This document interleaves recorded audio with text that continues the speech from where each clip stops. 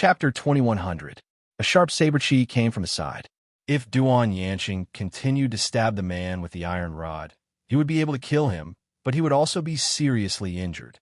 So he had no choice but to withdraw his iron rod and resist the saber-chi with the solar finger force. When the two internal forces collided, Duan Yanqing's body shook, and he looked at the man with a serious face. Ouyang Feng thought to himself, this Duan Yanqing's martial arts are pretty good, but his one-yang finger is still a bit weaker than Yiding's. On the contrary, that invisible saber energy is a bit interesting. He also looked at the Tubo people and saw a foreign monk beside the man with the iron rod. He was less than 50 years old, wearing a yellow frock and straw shoes. His face was full of spirit, and there seemed to be a precious light flowing on his face, like a pearl or jade, shining naturally. The rest of the people in the field only took a few glances at him and felt a sense of respect and intimacy. Song Qingshu laughed secretly. Jiumaji's appearance was a bit scary, but he knew that he was a bit funny when he was familiar with him. No wonder he was jokingly called the Great Wheel King. Wisdom King. The Tubo warriors were very excited when they saw Jiumaji had saved them. Jiumaji smiled and nodded. When he turned his head around to look at the people from Western Xia's Class 1 Hall, his tone instantly became stern. Why have you continuously killed Tubo's warriors? We were invited to escort Prince Zongzan to your princess betrothal contest. Is this how Western Xia treats their guests? Duan Yanqing snorted coldly and said in a muffled voice, if they had just obediently come to be guests, we would naturally treat them as distinguished guests. But there are some people who harbor ill intentions and sent people to stop other young talents from joining the betrothal search and throw order into disorder. Class 1 Hall will naturally not ignore this. Jiumaji didn't look ashamed at all.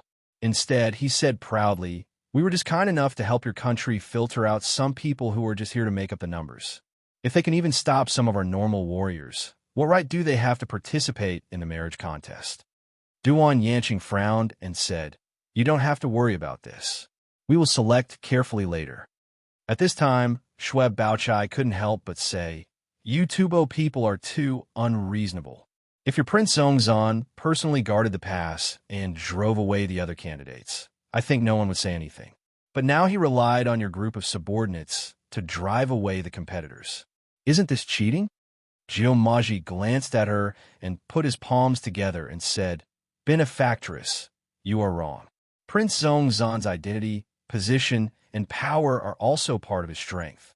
Of course, other candidates can also order their men to defeat our people, but they didn't. Doesn't this prove that they are not as strong as our prince? After saying this, he turned his head to look at Duan Yanqing and said, nowadays, many outstanding heroes have joined forces to vie for the throne of the world. Do you really want to recruit a poor wastrel for your Xixia country's prince consort? How will he protect your princess and the foundation of your Xixia country at that time? King and Emperor Hua Dragon King Hua said, Emperor to the Emperor, to King, Emperor, Emperor Hua, King, King Chi, King, to Emperor said. King, Emperor. Hearing this, Ouyang Feng laughed and said, I think Wisdom King is right. Power, position, and resources should also be counted as a candidate's strength. Jiumaji glanced at him and said with some surprise, Mr. Ouyang, you are indeed dignified. Wisdom King is the one who is dignified and admirable. Ouyang Feng laughed. Song Qingshu could not help but roll his eyes. These two people were too good at flattering each other. Seeing that the Jin Kingdom and the Tubo Kingdom were talking together, Duan Yanqing and the others could not help but worry. Jiumaji alone was not easy to deal with. If Ouyang Feng joined them, they would not be a match for him. They were the four great villains, not the four great gentlemen. So they naturally knew how to judge the situation and did not mention the Tubo Kingdom's blockade. Jiumaji was here to ask for Prince Zongzan's hand in marriage, so he naturally did not want to offend the masters of the Class 1 Hall. In front of so many people, he took the opportunity to show his face and ordered his men to get out of the way. Anyway, his men could not stop the Jin Kingdom and the Southern Song Kingdom. Seeing this, Duan Yanqing and the others finally looked better. He said to the others, we still have to patrol around, so we can't go with you. Goodbye. He had already seen that the Jin Kingdom and the Southern Song Kingdom had a conflict. If he escorted them later, it would be difficult for him to be stuck in the middle. So, he simply stood aside and let them solve the problem themselves. Seeing Duan Yanqing leave with Yi Ernyang, Yu Lao San, and the others, the yellow-robed woman could not help but snort. These villains are really cunning. Huh? Hearing her voice, Jiumaji carefully looked her up and down. Suddenly, a look of surprise appeared on his face. Forgive me for not recognizing you just now, Miss Yang. Last time at Mount Shaoshi, I saw Miss Yang separate Zhang Sanfeng and the sweeping monk with a smile. I really admire you. The yellow-robed woman blushed and hurriedly said, I was just ignorant at that time. Thanks to Immortal Zhang's kindness, I didn't make a fool of myself. Miss Yang, you are too modest.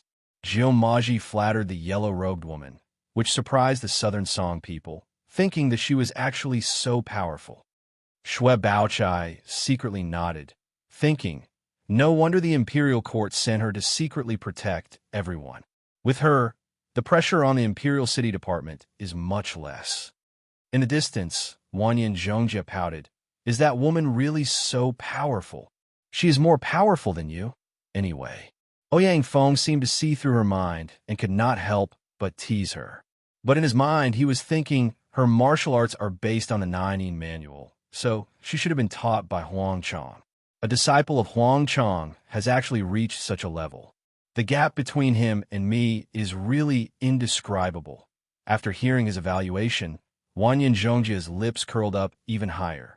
Jiumaji flattered her for a while, then suddenly asked, by the way, Miss Yang, how is Song Qingshu doing? Although the yellow-robed woman was very embarrassed, she was still very happy to be praised by such a world-famous martial artist in front of so many people.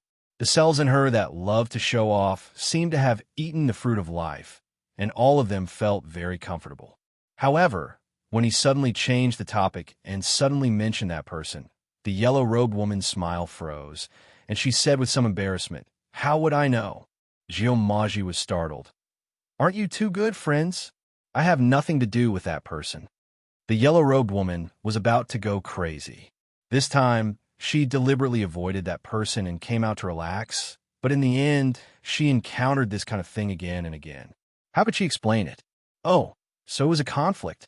Jiumaji had an understanding expression on his face.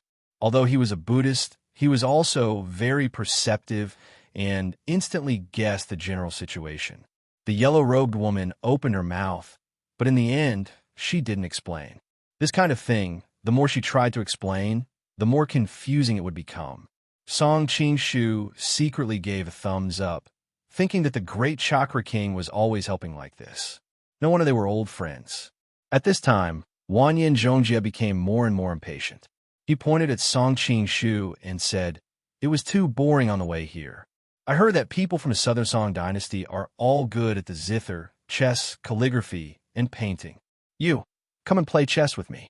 Song Qingshu answered straightforwardly, my chess skills are not good, so I'd better not spoil your mood. The Liu brothers looked at each other and felt that this was their chance.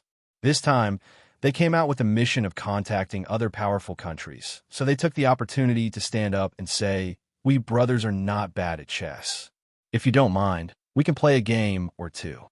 They were handsome and had a noble family background. Usually, they were the dream lovers of all the noble ladies in Xianyang. This time, they deliberately paid attention to their behavior and revealed a bright and confident smile, thinking that they were more charming than before and would most likely make a good impression on the girl. Unexpectedly, Wanyan Zhongjia rolled his eyes and said, who are you? Who wants to play chess with you? The Liu brothers' smiles immediately froze on their faces. Chapter 2101. Being stared at by everyone, the Liu brothers blushed and wished there was a hole in the ground to hide in. Shui Baochai frowned. After all, the Liu brothers were companions. She didn't want them to lose too much face. She broke the awkward silence by saying, young Master Jia's chess skills are not very good. I hope your excellency can find someone better. It just so happens that my chess skills aren't good either. It'll feel like I've met my match. Otherwise, it'll be too boring. Wanyan Zhongjia laughed. Everyone on the southern song side held their breath. They had never heard of someone looking for someone who wasn't good at chess to play. Why did you look for young Master Jia again and again? Shui Baochai couldn't bear it anymore and stopped pretending. Wanyan Zhongjia wasn't angry at all. He said with a smile, I think he's handsome. Can't I? Shui Baochai didn't expect this to be the reason. She swallowed all her words and spat after a long while. Shameless. The yellow-robed woman snorted. Barbarian kingdom indeed. Song Qingshu was worried that the other side would come up with something else. He said to the two women, forget it. I don't think she has any bad intentions. Let me go and meet her. The yellow-robed woman turned her face away. Shui Baochai frowned, obviously having a hard time making a decision. Song Qingshu walked directly to the Jin Kingdom's team and said, I'm here. Were we playing chess? Seeing him come, Wanyan Zhongjia's eyes almost turned into crescent moons. Go to the carriage. Be quiet. Song Qingshu paused and smiled awkwardly. I don't think that's a good idea. What's wrong with that? I'm not afraid. What are you afraid of? Wanyan Zhongjia entered the carriage and waved at him. Song Qingshu's face darkened, but he had no choice but to follow. The Southern Song people were in an uproar. Shui Pan said in disbelief, how can a Jin girl be so open? In the Southern Song, a young girl inviting a young stranger to a small space was unimaginable. The other young masters of the aristocratic families whispered to each other, after the marriage selection in the Western Xia, we must go to the Jin Kingdom. The girls there are so enthusiastic. If we can, it could be considered as winning glory for our country. No matter how passionate the women of the Jin Kingdom are, they still look at their faces. Look at how the Liu brothers were rejected. Brother Liu, I'm not deliberately targeting you. It's fine. The Liu brothers forced a smile and responded, but in their hearts, they were cursing. Shui Baochai and the yellow-robed woman looked at each other. Are all Jin women like this? I don't think so. The yellow-robed woman often went to the Jin Kingdom in the past. The current scene was completely different from what she remembered. At this moment, Jumaji also cupped his hands at Ouyang Feng and said, Brother Ouyang, I still have important matters to attend to, so I will take my leave first. He did not have the leisure to watch these infatuated men and women fooling around.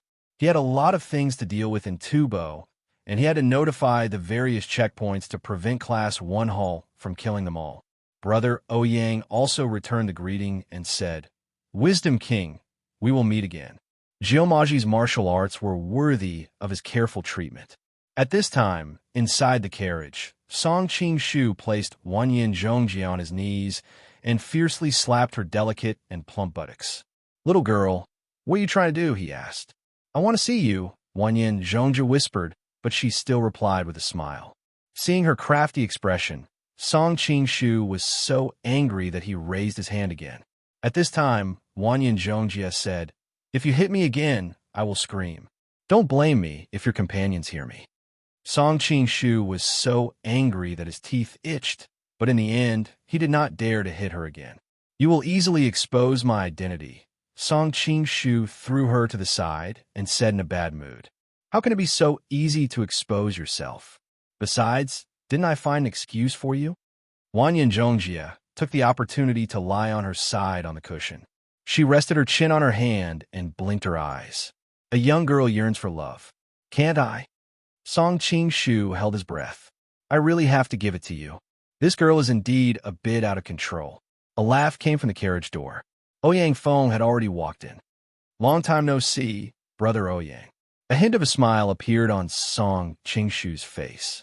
Although Ouyang Feng was the infamous Western poison, he was one of the few friends Song Qingshu had after he came to this world. Actually, it hasn't been that long.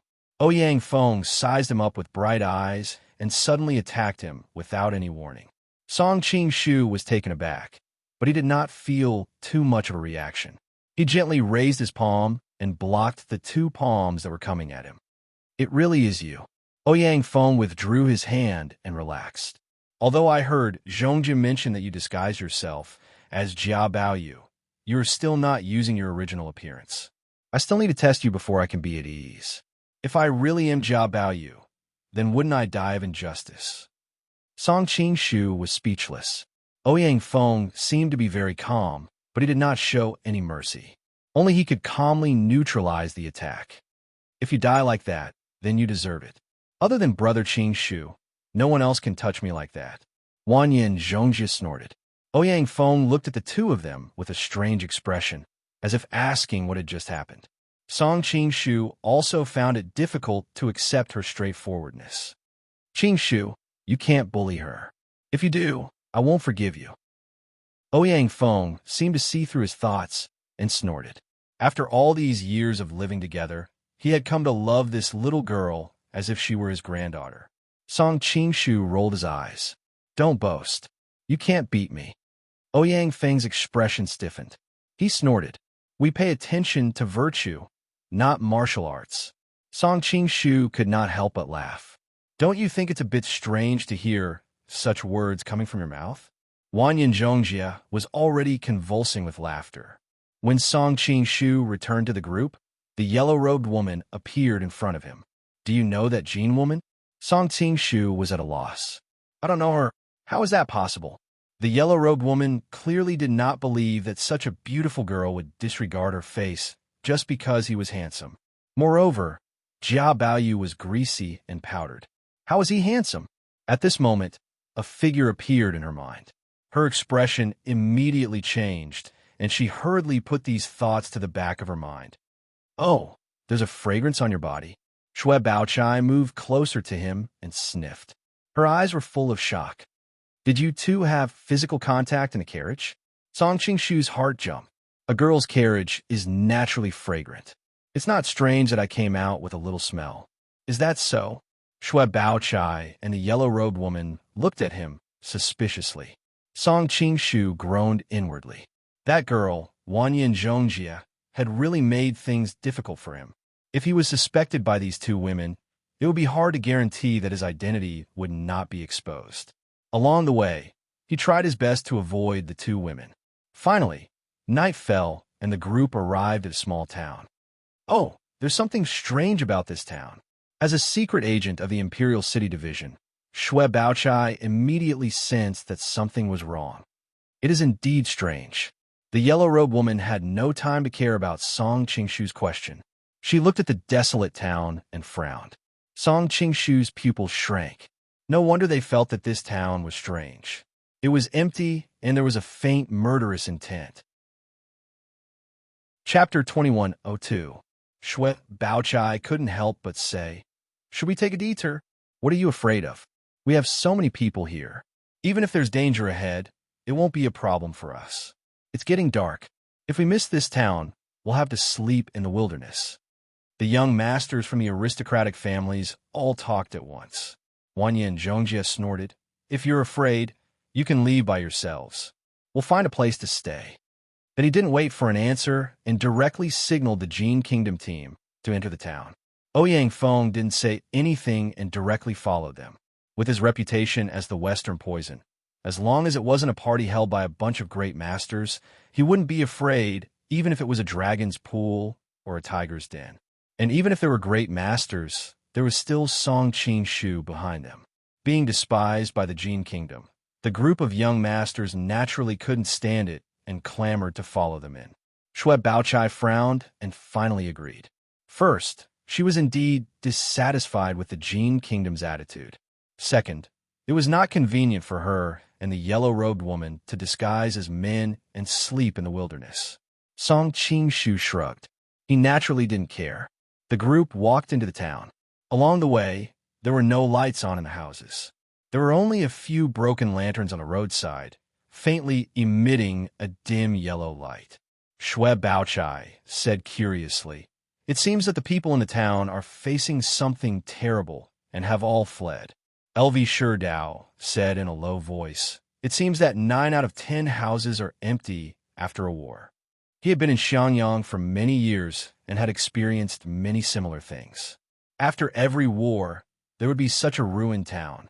The yellow-robed woman also frowned and said, But now that we're in the territory of Xixia, I haven't heard of any war recently. Wanyan Zhongjia didn't worry at all. It's useless to think so much. Since we're here, Let's take things as they come. There seems to be an inn in front of us. Let's stay there tonight. Her relaxed expression aroused the yellow-robed woman's suspicion. Why isn't she worried at all? Is this a trap set by the Jin Kingdom? Shui Baochai was shocked as soon as she said this. The yellow-robed woman nodded solemnly. It's very likely. Should we go in or not? Song Qing-shu could not help but say, You're thinking too much. It has nothing to do with the Jin Kingdom. How could he not know if the Jin Kingdom had set up a trap? You've been running to a girl's carriage these days. I think you're being bewitched by a vixen, Shui Baochai said angrily. Song Qing-shu turned around and looked at her playfully. Are you jealous, Sister Bao? Eat your head. Shui Baochai gritted her teeth in hatred. She thought, why is he becoming more and more annoying this time? By this time, Song Qing-shu had already entered the inn. Not to mention the guests, even the owner and servants were not there. However, it was obvious that they had not left for long. The messy tables, chairs, and teacups showed how hurried they had been when they left. At this time, Shui Baochai also came in. When she saw the situation inside, she hurriedly called for the Imperial City Department subordinates. Go and check around the town. Be careful. She felt that something was wrong, so it was better to check first. Yes. Several scouts from the Imperial City Department hurriedly accepted the order and left. Wanyan Zhongjia, who was at the side, noticed some of her arrangements and couldn't help but twitch his mouth. Who are you guarding against? Is there need for us to play any tricks to deal with you lot? We could just kill you. Shui Baochai replied coldly. We are investigating ourselves. What does it have to do with you? During this period of time, the other party had been calling Jia Baoyu over there every day, which made her very angry. Given your Song people's abilities, you probably won't be able to find anything. Wanyan Zhongjia snorted, unable to restrain the disdain in his voice. The yellow-robed woman could not help but say, Do you want to fight? If you have the ability, let's have a competition and see whose ability is higher. Wanyan Zhongjia rolled his eyes at her. You're already so old and so much older than me, yet you still dare to bully the young? Why don't you challenge Sir Yang? Old? The corner of the yellow-robed woman's eye twitched. She felt like she was about to lose control of the volcano in her heart. Song Qing-shu hurriedly stood in front of her and said, You're a magnanimous adult. Don't introduce me like a child would. Wanyan Zhongjia's little mouth was truly poisonous, always stabbing at the other party's sore spot. Although the yellow-robed woman did not look old in the eyes of the future, in this world, a woman in her 20s was considered old. Even Huangshang was worried about her future marriage. It was no wonder that the yellow-robed woman would lose her composure upon hearing this. You also think I'm old? The yellow-robed woman's eyes seemed to be flickering with flames. Song Qing-shu had an innocent expression on his face. How did the fire get to me? Fortunately, Shui Baochai helped him out. We didn't receive any signals from the Imperial City Department. Did something happen to them? The Imperial City Department had a set of rules. Every once in a while, they had to send out signals, such as whistling arrows or birdsong, to confirm each other's safety. Since there had been no news from the Imperial City Department for so long, it was obvious that something had happened. The yellow-robed woman did not have the time to bicker. She ran to Shui Baochai's side and discussed the matter with her. Sending out the Imperial City Department at this time was tantamount to sending sheep into a tiger's den. Originally, the best plan was to send the yellow-robed woman, who was the most skilled in martial arts, to investigate what had happened. However, she was worried that once she left, the Jin would suddenly attack, and no one would be able to stop Ouyang Feng. At this time, Wanyan Zhongjia curled her lips and said, I just said that you Song people are incompetent, but you didn't believe me. Now that the truth is right in front of you, what else do you have to say? You. The Southern Song people all glared at her. Song Qing-shu also felt that this girl was too good at causing trouble. Wanyan Zhongjia snorted and said, Let us Jurchen warriors show you how incompetent you are. Send a few people out to investigate. Be careful. No matter what you find, report back as soon as possible. Soon, a dozen or so Jin Kingdom warriors received the order and went out. Although Wanyan Zhongjia spoke casually, he was clearly worried in his heart. He no longer had the mood to bicker and quietly sat there drinking his tea. About an hour later, the warriors of the Jin kingdom still had not returned. At this time, Shue Baochai could not help but laugh and said, "It seems that the Jin kingdom warriors are not as powerful as some people say." Although she was smiling, her heart was filled with worry. Even the Jin kingdom warriors had not returned. What was hidden in this small town? Ouyang Feng suddenly stood up and said, "I'll go and take a look." He did not have the same concerns as the yellow-robed woman and the others. After all, he knew that with Song Qingshu here, Wanyan Zhongjie would not be in danger. The yellow-robed woman and Shue Baochai looked at each other and saw the joy in each other's eyes. Ouyang Feng was the most suitable person to step forward and said, "Mr. Ouyang, please rest assured that while you are out, we will not do anything to your people." They believed that they would not go back on their words. On the contrary, if Ouyang Feng had given them such a guarantee, they would not have believed him completely. Ouyang Feng nodded and was about to leave when he suddenly frowned and stopped in his tracks. This was because a woman had entered the inn, a beautiful woman. Her astonishing beauty was flawless, and every inch of her skin was white and delicate. Chapter 2103. She wore a wide-sleeved robe with a jade belt.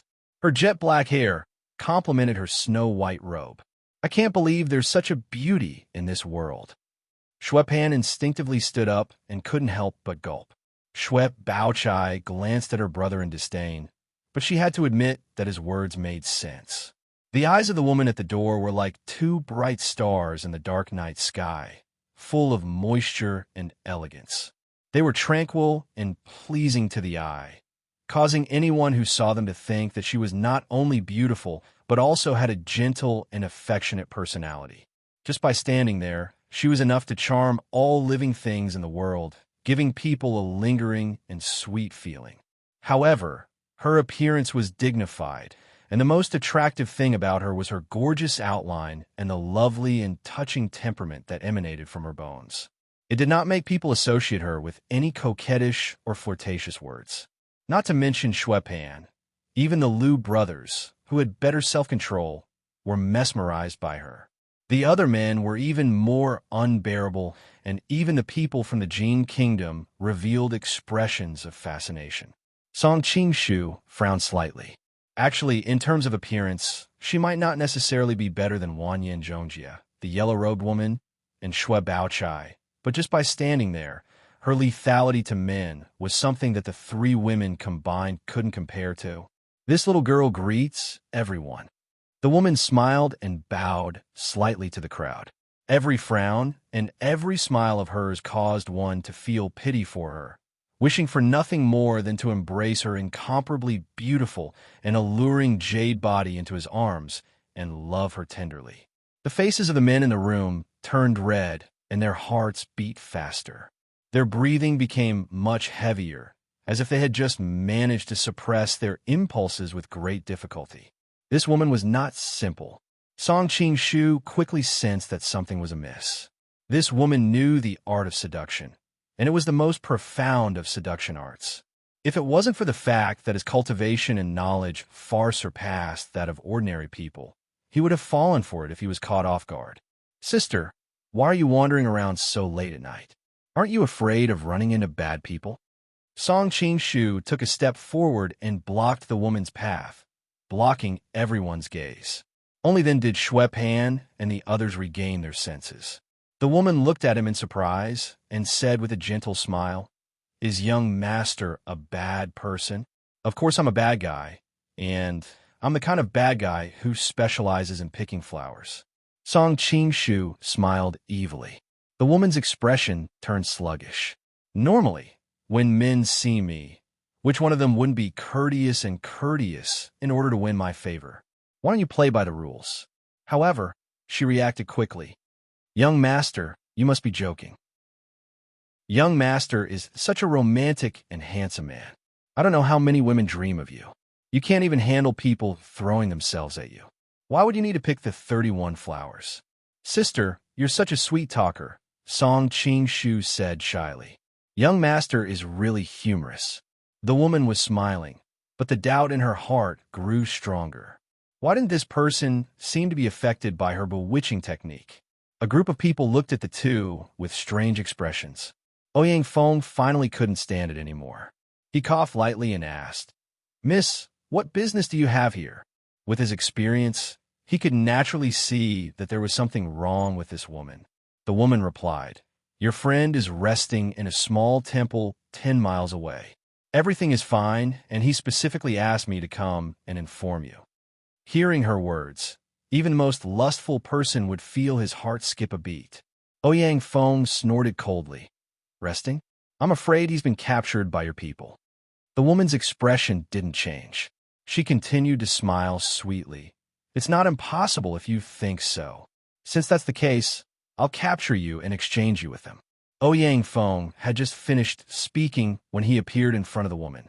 The woman seemed to have been prepared since a long time ago.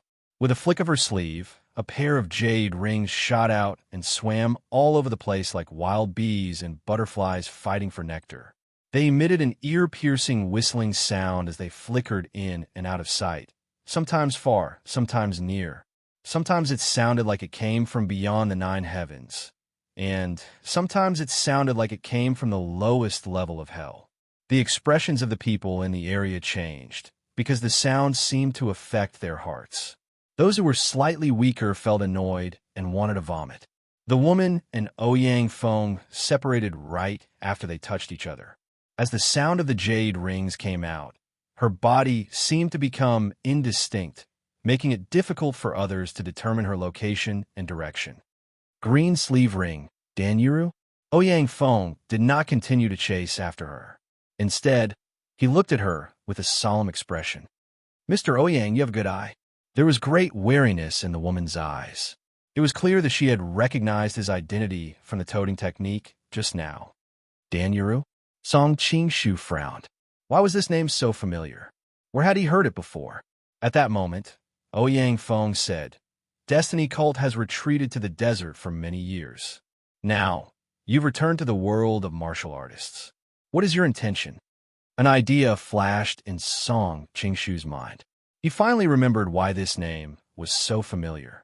Destiny Cult was a branch of the Enweed faction in overturning the rain and overturning the clouds. They wanted to overthrow the Ming dynasty. Since there was a Ming dynasty in this world, it was not surprising that Destiny Cult appeared. He looked at the woman not far away with great interest. Sure enough, she was just as devastating as described in the books. She was obviously a demoness who could turn the world upside down, but she looked dignified and pure. It was no wonder that she had cultivated the charm technique to the highest level. "I've been in the desert for a long time, so I came out to take a walk." "Mr. Ouyang, you've also left White Camel Villa for a long time, haven't you?" Danyuru's voice was gentle and pleasant. It was difficult for people to feel bad about her. "Umph." Ouyang Feng frowned. Although he was not enchanted by the woman's charm technique, he could not bring himself to kill her because she was kind and pleasant. "I didn't know you were Mr. Ouyang. I've offended you. I hope you won't take it to heart." Danyuru explained, "We didn't hurt your companions. This is a misunderstanding. What are you planning to do?" Ouyang Feng couldn't help but ask.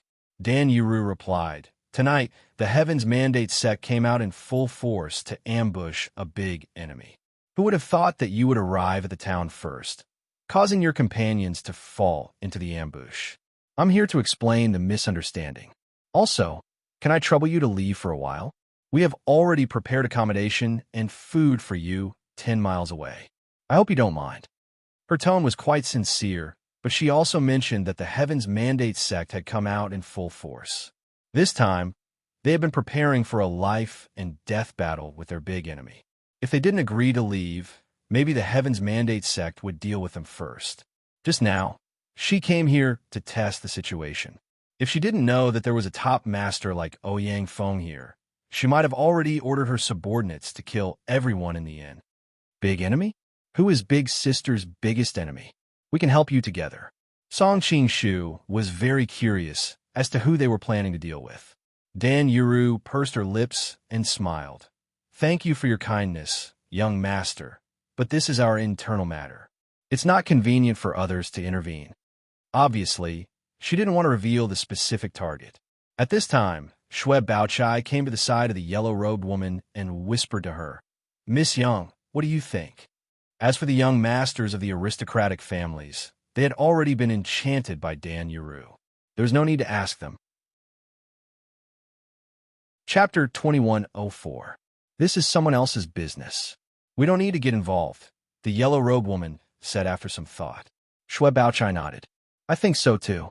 In the distance, Wanyan Zhongjie rolled his eyes and said, Fine, since it's a grudge between the Heavens sect and someone else, we shouldn't interfere. Let's go. Hearing this, everyone in the room looked at her in surprise. After all, they had known her for a long time and knew that she was the kind of person who wanted to see the world in chaos. Dan Yuru was pleasantly surprised. Thank you all. She didn't expect things to go so smoothly. Since the leaders of the song and the Jin had agreed, the group quickly left the town. Dan Yuru called one of her subordinates to lead the way to find her missing companions and thank them again and again. On the way to the small temple outside the town, the yellow-robed woman pulled Shue Baochai aside and asked, Miss Shue, do you have any information about the Heavens sect in the Imperial City? Shue Baochai frowned.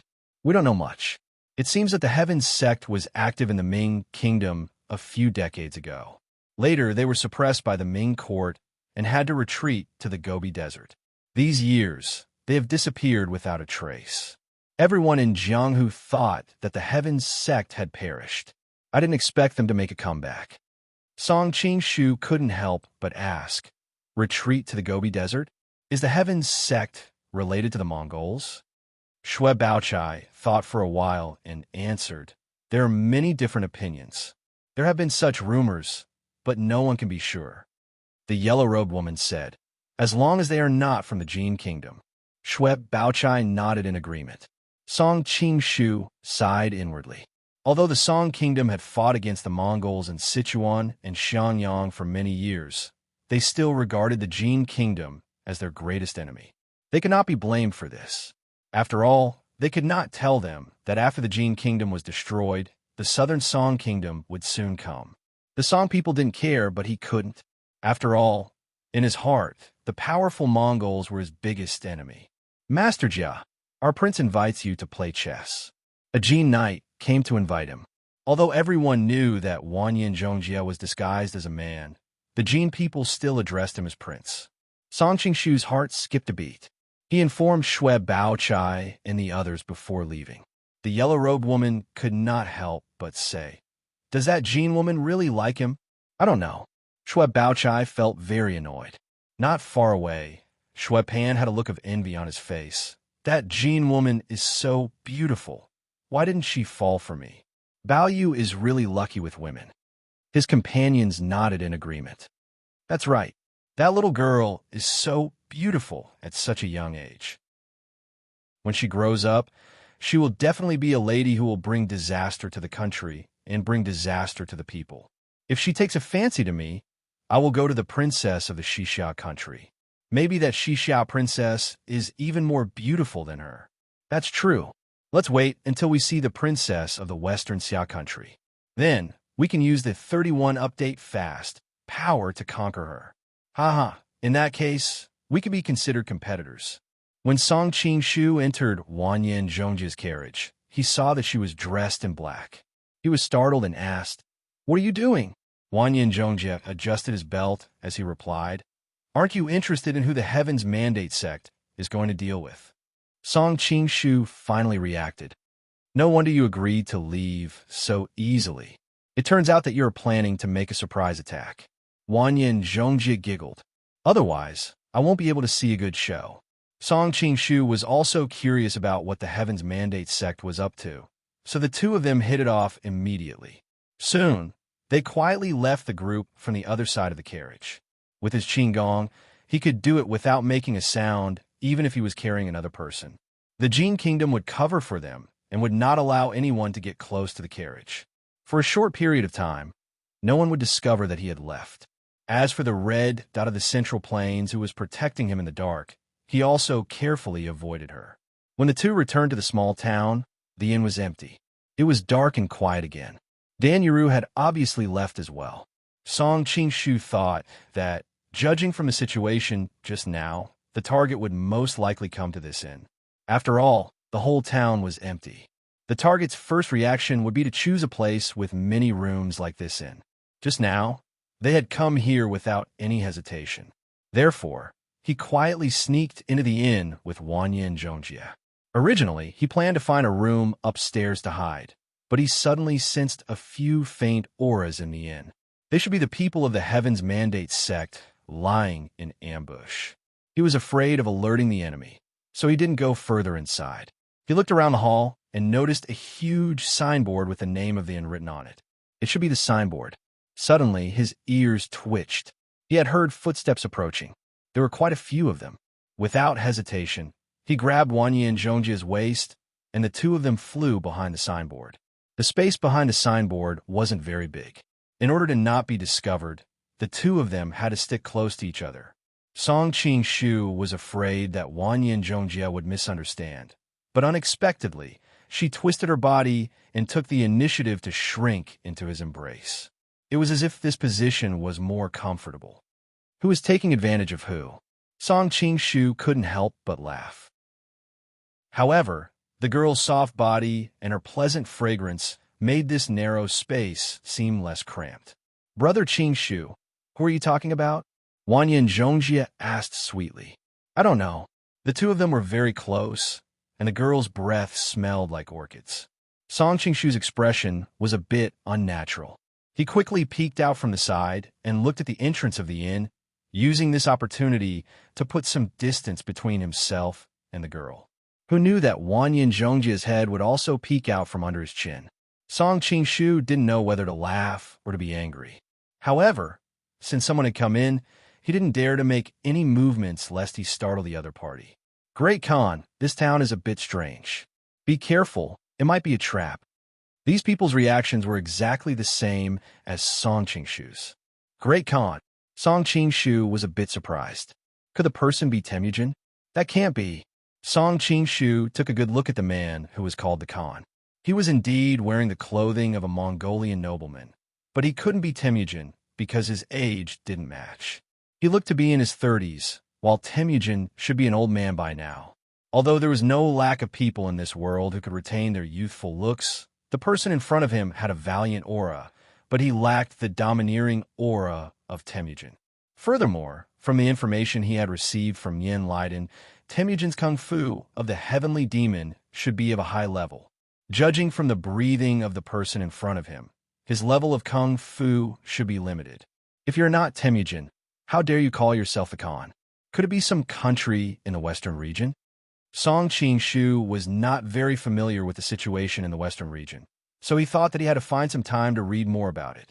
Madam, Princess, do you think we should stay here for the night or continue on our way? The Khan suddenly said to the other two veiled women. Hey, these two women must be great beauties. Wanya and Jongjia whispered in Song Qing-shu's ear, his lips almost touching Song Qing-shu's earlobe. Happy May 1st, readers. Chapter 2105. Song Qing-shu nodded in agreement. There were two women, one older and one younger, standing near the Great Khan. The younger one had a veil over her face and was tall and slender. She had a pair of watery eyes that seemed to be filled with affection, yet also seemed to be cold and indifferent. She was very eye-catching, and she had an elegant temperament that faintly revealed a trace of nobility that made people not dare to stare at her. The other woman had a more plump figure, and her body was graceful and exquisite. She wore a black court dress that wrapped around her graceful body. Unlike the other girl, she exuded a mature and beautiful temperament. Although the two women had veils covering their faces, just based on their figures, temperament, and intelligent eyes, even if their appearances were slightly mediocre, they could still be called first-rate beauties.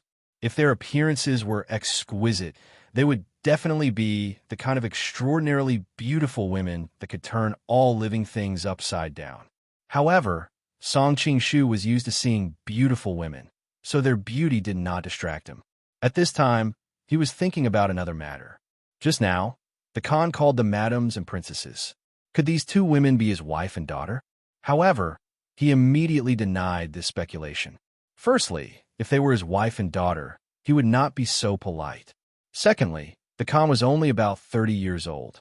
How could he have such an old daughter? But this made Song Qing-shu even more confused. What country's madam and princess were they? Why did the Khan treat them so strangely? The madam spoke with a gentle and pleasant voice. It's getting late. Why don't we stay here and send more people to patrol the surroundings? As a woman, she obviously had the same idea as Shue Baochai and the others.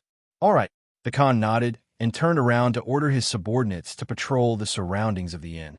At this time, a young man with thick eyebrows and big eyes also spoke. Go to the kitchen to prepare the meal. Go upstairs and clean up the room. Yes, young governor. His subordinates all received the order and left. Young governor? Song Qing-shu was even more confused. This title was obviously not from the countries in the Central Plains. There was no such thing as governor here. Even Lu Wendy and his brother had been guarding Xiangyang for so many years, but no one called Lu Shidao and his brother young governor. Little Ming's arrangements are very neat and tidy. You are becoming more and more like your esteemed father. The big Khan praised. The young city lord also smiled happily. Great Khan, you flatter me. Song Qing-shu observed for a long time and vaguely understood the reason behind it. They did not have a subordinate relationship in the general sense, but more like a cooperative relationship of equals. Song Qing-shu was unable to guess the identity of the two parties for a while, so he began to pay attention to the other people. Next to the young city lord stood a short and fat monk. Although he was bald, he did not have any scars, and his attire was very different from the monks of the Central Plains. At the same time, he did not look like a foreign monk of the Tantric sect, but there was a string of Buddhist beads hanging on his chest, coupled with his big bald head. The first impression he gave was that he was a monk. The reason why they noticed him was because he was probably one of the strongest martial artists in the group. In addition to him, there was a hunchbacked old woman standing behind the madam and the young lady. She looked as if she would be blown away by the wind. Perhaps ordinary people would think that she was just a thin and weak old woman, but Song Qing-shu did not simply look at her with his eyes. Instead, he looked at her chi. This old woman and the fat monk were the two people with the highest level of martial arts in the group. The madam and the young lady's breathing was soft, and their steps were light. It was obvious that they also had good martial arts. In addition, there was the group of Mongolian warriors, as well as the subordinates of the young city lord and the madam. All of them were shrewd and valiant. It was obvious that they were all carefully selected experts. It was no wonder that the Heaven's Mandate Church had come out in full force to ambush them. Seeing that I am beautiful, you can't take your eyes off me. At this time, Wanyan Zhongjia's sour voice suddenly came into his ear. Song Qing-shu turned around and saw the young girl pouting at him. It was obvious that she was extremely dissatisfied with his reaction. I am observing them to see which experts they have. Song Qing-shu used his powerful qi to isolate this small area. So the two of them spoke in a low voice and did not have to worry about being heard by the experts in the hall. Oh, which experts? Wanyan Zhongjie suddenly became interested.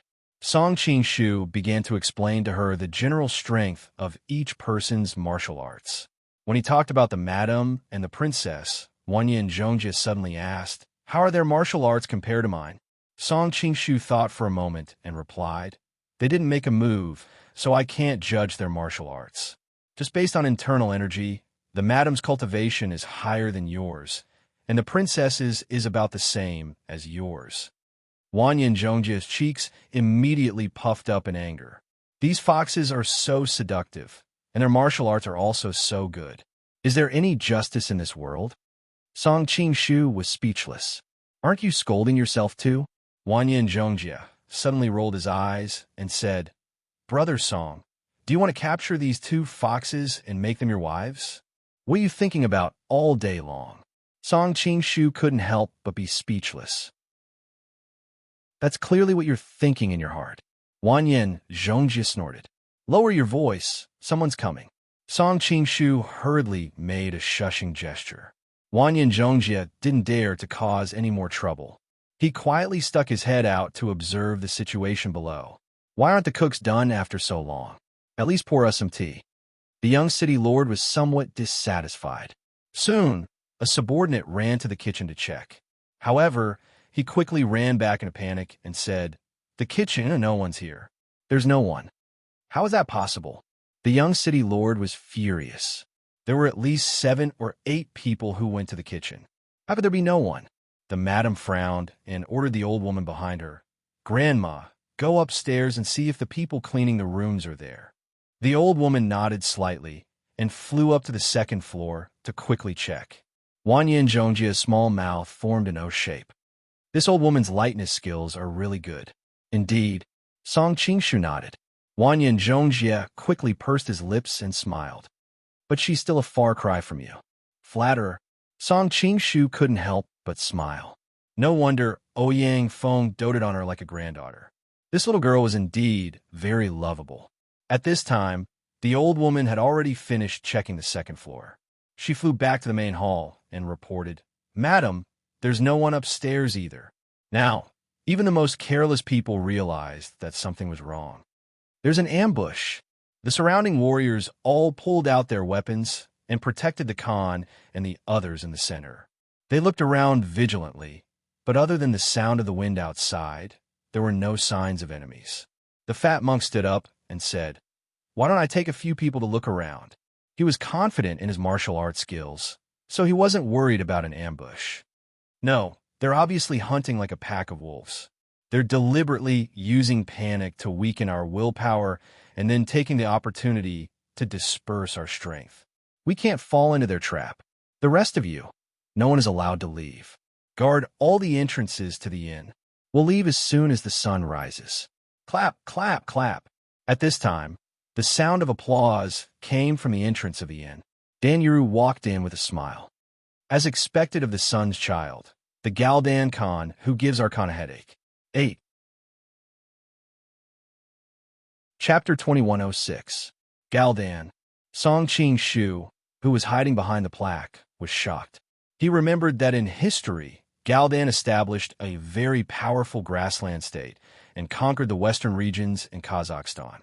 Kangxi fought with him for decades and finally defeated him by relying on the strength of the country and the internal strife in Galdan's rear. However, it would take until the Qianlong period to completely destroy the Yungar Khan.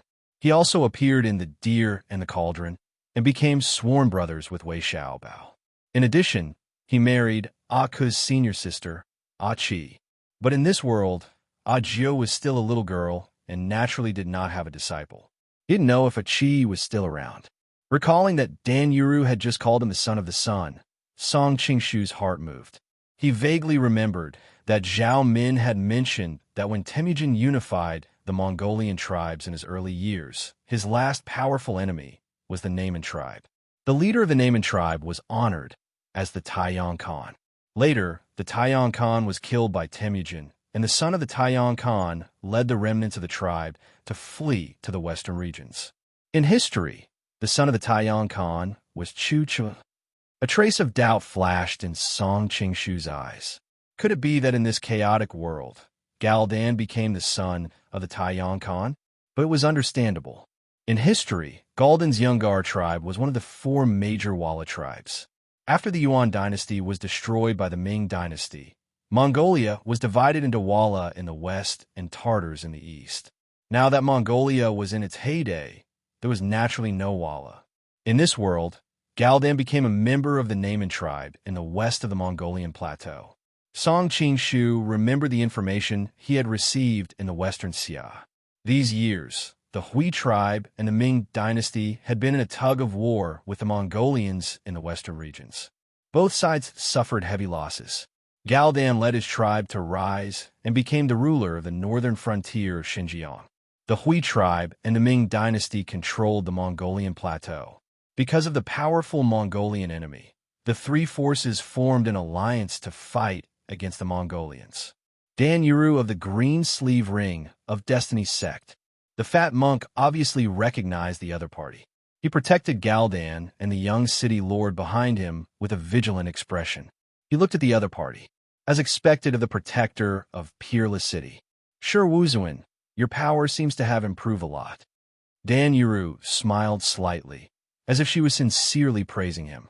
Song Qing-shu didn't have much of an impression of Shi Wuzuan's name, but he vaguely remembered Peerless City. There was a peerless city in wind and cloud, and a peerless nation in overturning the storm and overturning the clouds, but he didn't know which one they were related to. There's no need to use your charm technique on me. I'm a Buddhist, so how could I be so easily seduced by a demoness like you? Shi Wuzuan shouted loudly, as if he was trying to wake up his companions who were bewitched by her charm technique. Dan Yuru smiled sweetly. What's wrong with being a Buddhist? Even the revered one of the heavenly devils was tempted by the 3 women of the heavenly devil, let alone a mere mortal like you. The angrier you are, the more it proves that you're interested in me. Bastard. Shi Wuzuan's figure flashed, and he pounced towards Dan Yuru. With a smile on her face, Dan Yuru remained unmoved. Just as she was about to die, a black shadow leaped out from behind her and blocked the opponent's attack, forcing him to retreat. This person's weapon is really strange. Wanyan Zhongjie couldn't help but comment. Song Qing-shu nodded in agreement. His weapon looked like a spear, yet it wasn't a spear, and a shovel, yet it wasn't shovel. One end was a spear, and the other end was a shovel. It was indeed very strange. The Buddha's palm is only SOSO, the person who had just entered said proudly after forcing Shi Wuzuan to retreat. Song Qing-shu's jaw almost dropped in shock. The Buddha's palm? How could he not have heard of such a famous martial art? This martial art was even somewhat fantastical. Could a mortal really resist it? However, he had just witnessed the exchange between the two of them. Although Shi Wuzuan's palm technique wasn't bad, its might was far inferior to the 18 dragon subduing palms. Presumably, it was just a technique with the same name, and it didn't have the terrifying might of the legends. I didn't expect that the spear, and flying Zhanyu would also become Dan Yuru's servant, the madam who had been sitting silently said. Song Qing-shu didn't have a deep impression of this name, but from the madam's tone, he speculated that she was a famous expert in the western regions. Zhanyu's eyes greedily sized up her full curves. Then he laughed and said, I've heard that the dual cultivation mansion's successive generations of peerless beauties are 1 in 10,000. If Madam and Princess are willing to take off your veils and let me feast my eyes, who knows, I might even throw myself under your skirts. His frivolous words, coupled with his lascivious gaze, provoked the group of people in front of him to no end. The dual cultivation mansion. Song Qing-shu finally knew the origins of the 2 mysterious masked women. Every generation of the dual cultivation mansion's masters were peerless beauties, and they were only passed down to the female, not the male. Their cultivation technique was extremely mystical. Every generation would choose a son-in-law to marry into their family, and then they would practice the dual cultivation technique together. When the women cultivated, they had to be emotionless, while the men had to be emotionless. F***, they're all crazy. This was the only evaluation Song Qing-shu could give. The dual cultivation princess Gu Zixian was ranked 4th among the top 10 beauties of the Chaotic Clouds world. Today, he saw that she truly lived up to her reputation. The previous generation's dual cultivation madam must have been top-notch as well. The people of the dual cultivation mansion seemed to be from Walla. They once had a country in the western regions called the Peerless Country. Later on, Nian Liandan, who was also a Walla, betrayed and colluded with outsiders, causing the country to be destroyed.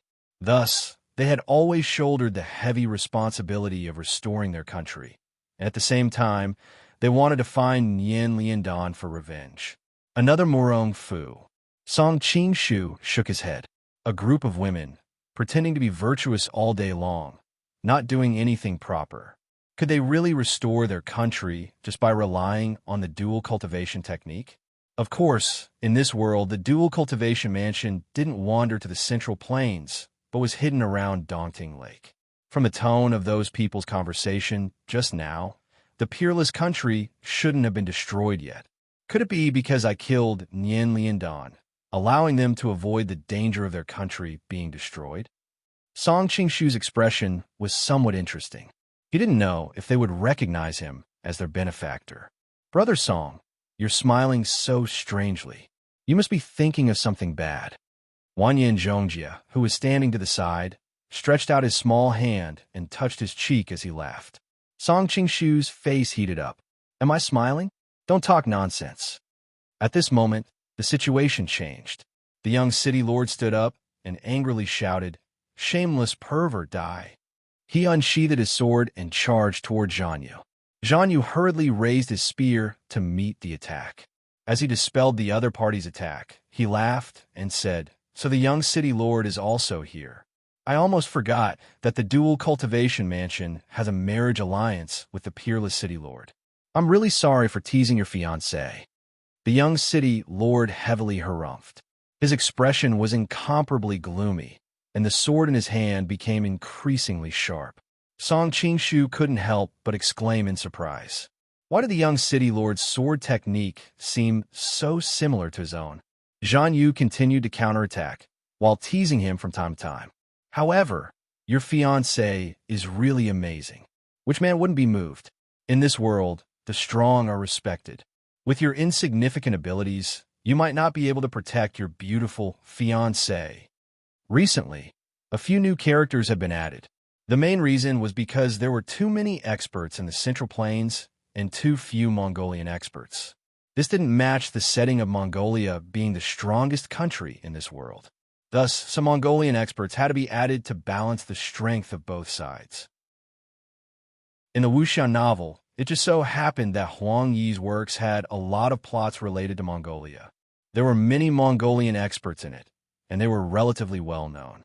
Thus, it was appropriate to add some characters from his books, mainly from overturning rain and clouds and shattering the void. Chapter 2107. Song Qingshu was speechless. Zhang Yu was really a master of trash-talking. Was there anything more murderous than your wife being awesome? The princess seemed to be the fiancée of a young city master. No wonder he was so angry. Wait, why did the young city master's swordsmanship look so familiar? After carefully observing for a while, Song Qingshu finally understood where the familiarity came from. It turned out that the young city master's swordsmanship was somewhat similar to the solitary sword intent in the Sword Tomb. However, the other party's swordsmanship was ordinary and only had the form but not the spirit. If it were not for Song Qingshu's extraordinary eyesight, others would not be able to see the similarities at all. Solitary sword intent. Song Qingshu fell in a deep thought. Could it be that Dugu's seeking for loss had some relationship with Wushuang City?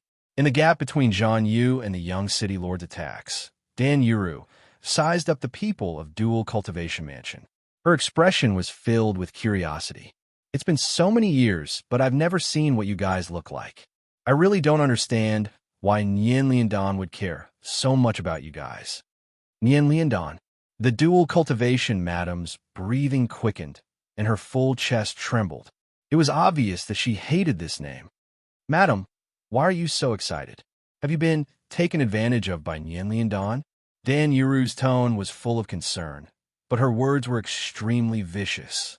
Shut up. Don't you dare tarnish my mother's reputation. The Dual Cultivation princess's almond-shaped eyes were wide open, and her voice was crisp and sweet, mixed with a hint of exotic charm. If it's not her, then did she bully you? Dan Yuru looked at her with a faint smile. You. The Dual Cultivation princess was about to draw her sword, but she was stopped by her mother. The madam said coldly, Nian Liandan, that bastard betrayed our clansman back then, and all of us wished for nothing more than to tear him to pieces. I hope Sec Master can tell us where that traitor is now, so we can settle this grudge. Dan Yuru smiled sweetly. Madam, you don't have to deliberately test me. Nian Liandan did not come this time, and I'm afraid you won't be able to see him in the future. What do you mean? The Dual Cultivation madam was very confused. Dan Yuru sighed. Rumor has it that Nian Liandan died in the hands of a mysterious expert from Central Plains. It's a pity. The flowery sect is already lacking in talents, but Brother Nian passed away so suddenly. I'm afraid that the flowery sect will, the madam snorted. Ianweed faction has never been on good terms with Flower's faction. You might be longing for them to be destroyed. Why do you have to pretend to be sad for them in front of us? Dan Yuru giggled and said, Aya, Madam has seen through me. The dual cultivator princess couldn't help but ask curiously, that Nian guy's martial arts are so powerful. I wonder who killed him. He's really our dual cultivator residence's great benefactor. I wonder how we can repay him. Dan Yuru said, the one who killed Nian is definitely one of the few masters in this world. Such a person can't have anything he wants. I'm afraid that no one in your double cultivation mansion will be able to catch his eye unless you and your daughter marry each other. That way, he might be attracted to you. At this moment, Song Qing Shu, who was behind the plaque, felt someone poke his waist. He turned his head and saw Wanyan Zhongjie looking at him with a faint smile. What do you think? Are you tempted? Song Qing Shu's face heated up. Don't mess around. Bastard. The old woman behind the madam could no longer listen to her. She moved as fast as lightning and attacked Dan Yuru. We're talking about romance. Why is an old woman like you joining in the fun? Dan Yuru moved and dodged the old woman's attack. The old woman wanted to attack again, but at this moment, a figure appeared behind Dan Yuru and blocked her. Song Qing Shu noticed that the figure's martial arts were not inferior to Zhang Yu's. The weapon in his hand had a strange shape and was even more eye-catching. Soul-stealing spike. You're Lung Yen. The old woman's eyes were filled with fear. Lung Yen grinned hideously. Old woman, you have a good eye. The old woman couldn't help but ask, when did the Demon Master Palace work together with the Heavenly Fate cult? Don't tell me you've also been charmed by that demoness surnamed Dan? Lung Yan's old face heated up. He glanced at Dan Yuru guiltily and hurriedly snorted. Sect leader Dan listens to the seventh prince, and we listen to the great Khan. In the end, we're all on the same side. Why can't we work together? Gal Dan, who was standing to the side, said in a deep voice, it's really Brother Aliber's instruction. He can't defeat me on the battlefield, so he came up with this dirty trick? The Mongolians fight like a pack of wolves hunting. They've always been unscrupulous. Speaking of which, you're also a Mongolian. Isn't it too childish for you to say such words? Dan Yuru snorted. That's right. If it were me, I wouldn't let go of such a good opportunity if I could finish off my opponents so easily. Gal Dan frowned. He wondered if he had been too careless in coming to Western Xia this time. Behind the plaque, Song Qing Shu's heart was in turmoil. Brother Aliber used to confront the Manchurian Qing in the northeast, but he was forced to retreat by Kangxi. Later, it was unclear whether Temujin was acting out of public or private interest. Song Qing Shu and the Prince of Ruyang's territories were swapped, allowing Brother Aliber to deal with the relatively weaker western regions, while the Ruyang Palace dealt with the Manchurian Qing. In the end, not only did Brother Aliber fail to pacify the western regions, but also led to the rise of Gul'dan's power. His impression in Temujin's heart had fallen again and again. However, he was the youngest son of Tori, and Tori was also the youngest son of Temujin's first wife. The Mongolian custom had always been for the youngest son to guard his property, so Temujin had always doted on him. Otherwise, how could anyone else be tolerated like this? However, Brother Aliber was not without improvement. At least, he had gathered so many top-notch experts under his command. It should be noted that the experts under his command in the past were Master Sangjia and Master Bloodknife. Although the two of them were not weak, they were still some distance away from the top-notch experts. Moreover, there were too few of them. Looking at the current situation of the Divine Order, Brother Aliber must have suffered because he had too few experts under his command. However, compared to Brother Aliber, what attracted Song Qing Shu's attention was the palace of the devil they mentioned. The palace of the devil was built by the devil master Pangban. There were many experts in the palace, and Pangban was the most talented person in the devil sect in the past 100 years. He had mastered the great magic of Dao Heart demonic seed and was the #1 expert in. Just how powerful was he? When he came south from Mongolia, the pressure he exerted on the people of the Central Plains was like Thanos invading Earth.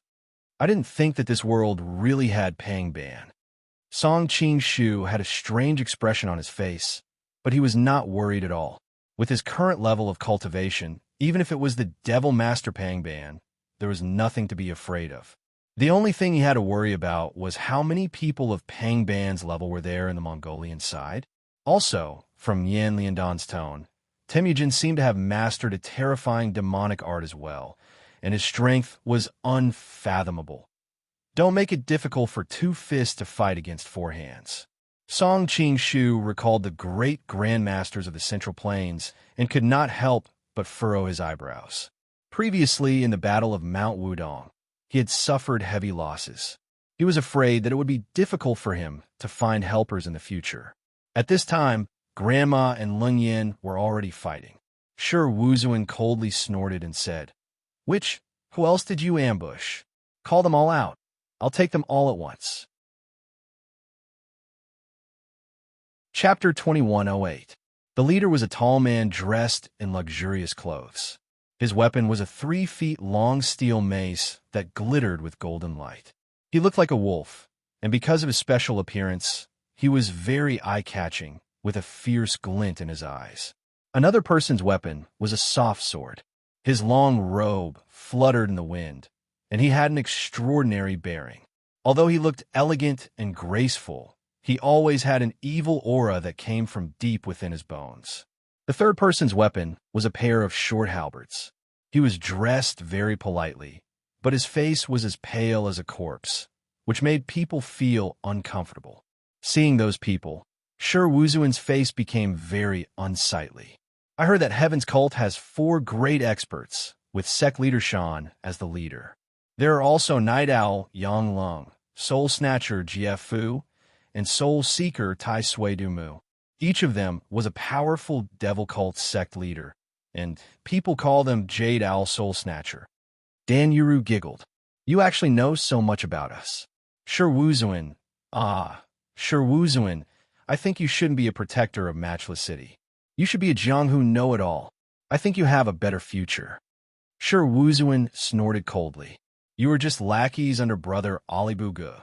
How can you not know a little bit about us? Dan Yuru was not angry at all. Aren't you also a lackey under Galdan? She said indifferently. Yang Lung, who was at the side, said impatiently, Why are you talking nonsense with him? Just kill him. His voice was mournful, just like a night owl. He didn't think he was boasting. With the 4 of them joining hands, how could a mere Sure Wuzuan be a match for them? Agreed. Soul Seeker, Tai Sui, Dumu laughed sinisterly and took the lead to attack. The situation on the field was already on the verge of breaking out. They were originally of the same branch, so when Dumu made his move, the others very tacitly attacked at the same time.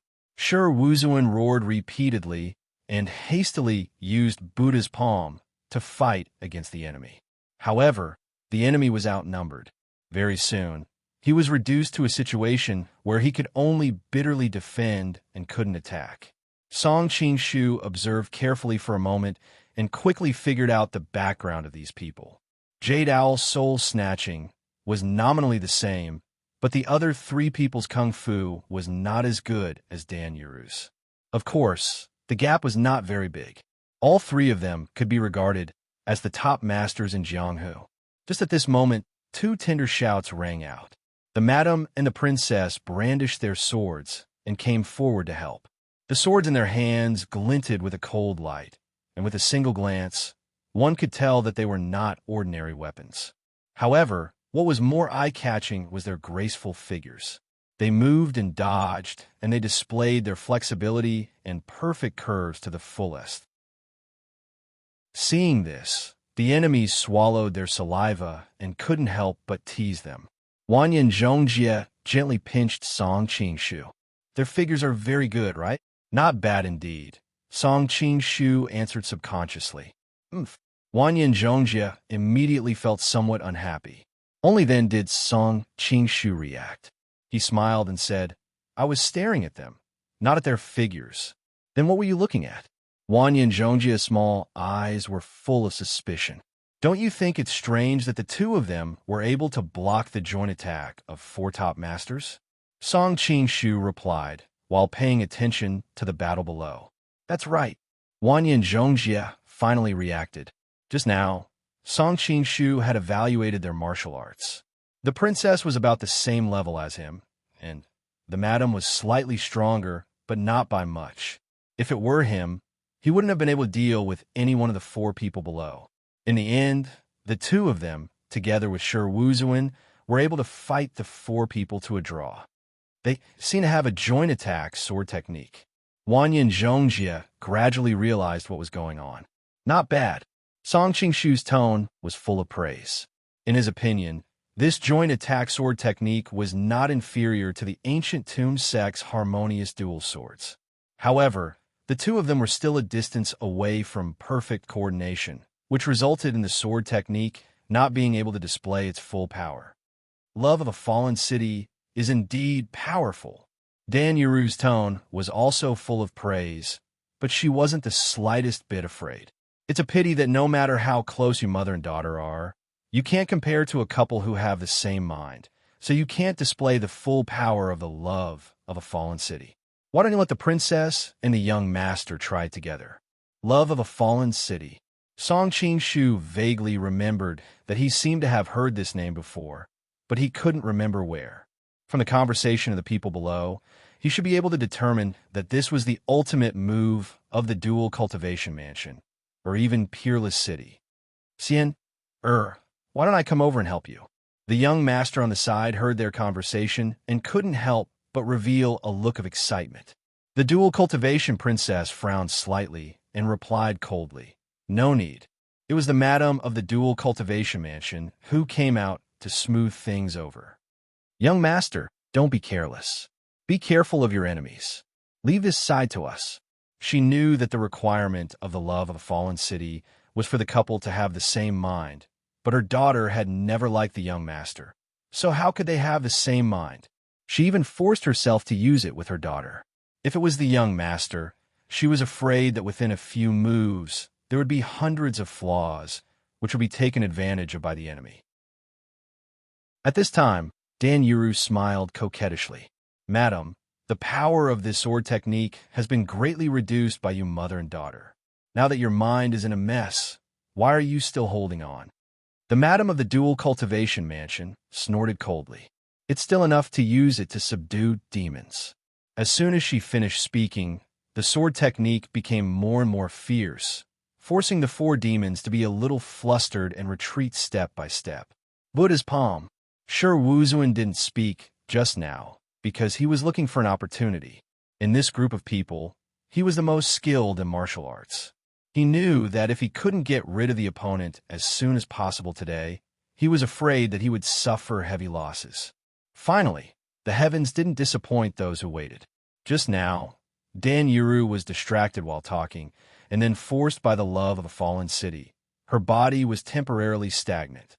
Although it was only a matter of a moment, it was enough for an expert like him. He directly used the most powerful move of the Buddha's palm and attacked Dan Yuru's back. Just as his hand was about to touch Dan Yuru's body, she suddenly turned her head and looked at him with a hidden bitterness. Her eyes were very delicate and pitiful, containing too much grievance and fear. Am I really going to let such a delicate and pitiful woman die like this? There was a trace of hesitation in Sher Wuzuan's heart, but he immediately realized that he must have fallen for this demonist charm technique. Dan Yuru had cultivated the charm technique to an unprecedented realm. She didn't need to use any seductive methods. Just by standing there gracefully, it was enough to bewitch all living beings in the world, causing people to feel endless lingering feelings and submissive feelings. The most amazing thing about her was that no one would feel that she was seducing them, but every frown and every smile of hers would cause people to feel pity for her, wishing that they could pull her beautiful and alluring body into their arms and love her tenderly and gently. Therefore, even though Sher Wuzuan was a Buddhist and had a profound cultivation base, he was still bewitched by her for a split second. At this moment, a strange change occurred. The window next to him suddenly exploded, and a dark shadow rushed in, arriving next to Sher Wuzuan in an instant. Sher Wuzuan had just regained his consciousness from the charm technique, and his first reaction was to guard against Dan Yuru, taking advantage of his weakness to enter. Who would have thought that someone would suddenly appear next to him? He hastily tried to defend himself, but unfortunately, He was ambushed by someone who was unprepared. Moreover, the person's martial arts was extremely high. He only managed to block 2 moves before he was attacked by the opponent, and all the major acupoints in his body were struck heavily. Buddha's light illuminates all. Sure, Wuzuan knew that it would be difficult for him to escape today, so he simply used a move that would bring him down with himself. Chapter 2109. Sure, Wuzuan's whole body seemed to emit a faint light, and the air was filled with a terrifying aura. Song Qingshu was speechless, thinking that the martial arts of the western regions were really different from the Central Plains. How could there be such a way to emit light? Of course, he quickly saw that it was not really his opponent's body that was emitting light, but his inner force that caused the air around his body to fluctuate, affecting the refractive index of light, making it seem like his whole body was glowing. However, his counterattack before he died probably did not achieve his goal, and the enemy fled far away, causing his killing move to be launched indiscriminately. Evil Buddha Zhong Yuxian. Sure, Wuzuan gritted his teeth as he looked at his opponent, his eyes filled with hatred as if he wanted to swallow his opponent into his stomach. He knew that he was already at the end of his rope. Indeed, the opposite person had a fat head and drooping ears, a short and stout figure, and when he walked, he had a majestic gait, making people feel that he was the kind of person who had been in a high position for a long time. Looking at the frightened eyes of the people below, it was obvious that this person was a notorious figure in the western regions that could stop children from crying at night. Behind the plaque, Song Qingshu's eyes also narrowed. This person's martial arts was obviously a level higher than the people below, and he had already reached the Grandmaster realm. Moreover, he was also one of the top Grandmasters. No wonder those people were so afraid of him. The #1 expert of the Heaven's Mandate sect actually plotted against us. How shameless. The dual cultivation sect madam hurried over to help Sure Wuzuan, and when she felt his pulse, she could not help but frown. She was clear that with his injuries, even a great principal golden immortal would not be able to save him. Zhong Yuxian laughed and said, "Madam, have you forgotten what my nickname is? We, the people of the Holy Gate, do not need to be as hypocritical as those who call themselves righteous sections." Shameless. The group of people from the dual cultivation sect cursed. At this time, Sure Wuzuan looked at the fierce battle of the young city lord and said regretfully, "Ming-Er, I can no longer protect Peerless City. Say goodbye to the city lord for me." His voice became softer and softer, and finally his head drooped, obviously dead. "Lord Protector." The eyes of the group of people from Peerless City instantly turned red. They all drew their weapons and rushed toward Zhong Yuxian. "Don't go." Galdan hurriedly stopped them, but unfortunately, those people were too eager for revenge and did not listen to his order. Zhong Yuxian coldly snorted, and with a shake of his sleeves, 2 iron brushes appeared in his hands, one long and one short. The long one was 3 feet long, and the short one was exactly half the length of the long one. In an instant, he turned into a blur, and the hall of the inn was soon filled with a layer of blood mist. When he returned to his original position, all the warriors of Peerless City were already lying in pools of blood. Every one of them had a bloody hole in their forehead, neck, or chest. Their eyes were wide open, and there was still shock and fear in their eyes, as if they had just experienced the most terrifying thing in their lives. "Zhong with sword," Qian said if then to and in the sect, he soared and it was said. "Zhong, and he phone and he." At this time, Galdan and Madame Qian hurriedly ordered their troops not to go up and die. They gathered together, vigilantly guarding against the people from the Heaven's sect. Only the young master and his grandmother were still fighting against Zhan Yu and Yin Fenglong. The young master's martial arts were obviously not as good as Zhan Yu's, but his grandmother's martial arts were very high, and from time to time, she would help him, so the 2 of them were evenly matched. The people from the Heaven's sect did not go up to help. Obviously, they wanted to besiege Galdan. When the dust settled, the other side's results would not matter. Zhong Yuxian stuck out his fat belly and greedily glanced at Madame Chien and the princess. For Brother Nien to not forget you for so many years, I really want to see how beautiful you are. Madame Chien and the princess looked at each other and saw the worry in each other's eyes. It must be known that the reason why the Heaven sect was not tolerated in the Central Plains was not only because of the suppression of the Ming dynasty, but also because of their style of conduct. The people of the Heaven sect specialized in the art of copulation between men and women. They often raped and abducted women from good families. With their appearance, if they fell into the hands of the Heaven sect, they would most likely suffer a fate worse than death.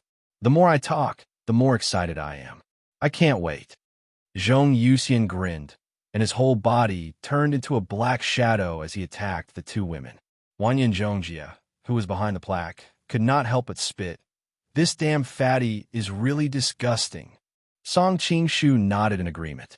This Zhong Yuxian's martial arts were obviously at the peak of the great scholar realm, but his style of conduct did not have the demeanor of a great scholar. Madame Chien and the princess hurriedly raised their swords to meet him.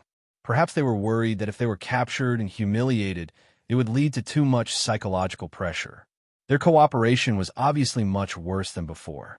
In addition, Zhong Yuxian's martial arts were higher, and he was attacking alone, so he did not need to think about cooperation like the Jade Owl seizing Soul. As a result, the two soon fell into a dangerous situation. Of course, their swordsmanship was exquisite, so they would not be defeated in a short period of time. Dan Yuru led the other martial brothers and a group of disciples of the Heaven sect and rushed towards Galdan. Galdan hurriedly arranged his troops to resist. Song Qingshu secretly nodded. No wonder Galdan could become a serious problem for the Mongolians in the northern frontier. This arrangement of troops was indeed in line with the art of war, so it was difficult for the people of the Heaven sect to break their formation in a short time, even though their martial arts were higher. But there were also many people of the Heaven sect, and Galdan could not cook without rice. With the few people under him, he was afraid that he would not be able to resist for long. Madame Chien obviously also saw that the situation was becoming more and more unfavorable for them. She hurriedly said, "Siener, quickly escort the Khan to a nearby town to seek shelter from the Xixia people." The princess bit her lip and hurriedly shook her head. "No, I can't leave you." She was very clear that the two of them might not be able to stop Zhong Yuxian. If she left, her mother alone would not be a match for him. She knew very well how beautiful her mother was. If she fell into the hands of the evil Buddha Zhong Yuxian, the humiliation she would suffer was self-evident. Seeing that she was not obedient, Madame Chien became anxious. "If you stay, you will all die. If you leave, at least you can avenge me in the future." The dual cultivator princess fell silent. How could she not know this? But knowing was one thing, and acting rationally was another. Wanyan Zhongjia, who was behind the plaque, poked Song Qingshu beside him. "Brother Qingshu, do you think that the mother and daughter are beautiful, so you want to be a hero and save them?" Song Qingshu said angrily, "Don't think too much. Even if I want to save them, it has nothing to do with whether they are beautiful or not." Galdan was one of the major problems of the Mongolians. In the northern frontier, he could hold up a lot of manpower and material resources of the Mongolians. Naturally, he did not want to see the other side destroyed here, but it was not a small problem to use his identity to save him. At this time, the young governor below shouted, "Siener, Madam is right. Let's escort the Khan away first. As long as there is life, there is hope." Chapter 21:10. As if seeing the contempt in the other's eyes, the young master defended himself. "I am not afraid of death, but such a sacrifice is meaningless." Seeing that her daughter was about to open her mouth to mock the young master, Madame hurriedly interrupted. "Young master, take Siener and the Khan with you. We will bring up the rear." The warriors of Dual Cultivation Mansion and Peerless City roared in unison, and a trace of tragic determination flashed across their faces.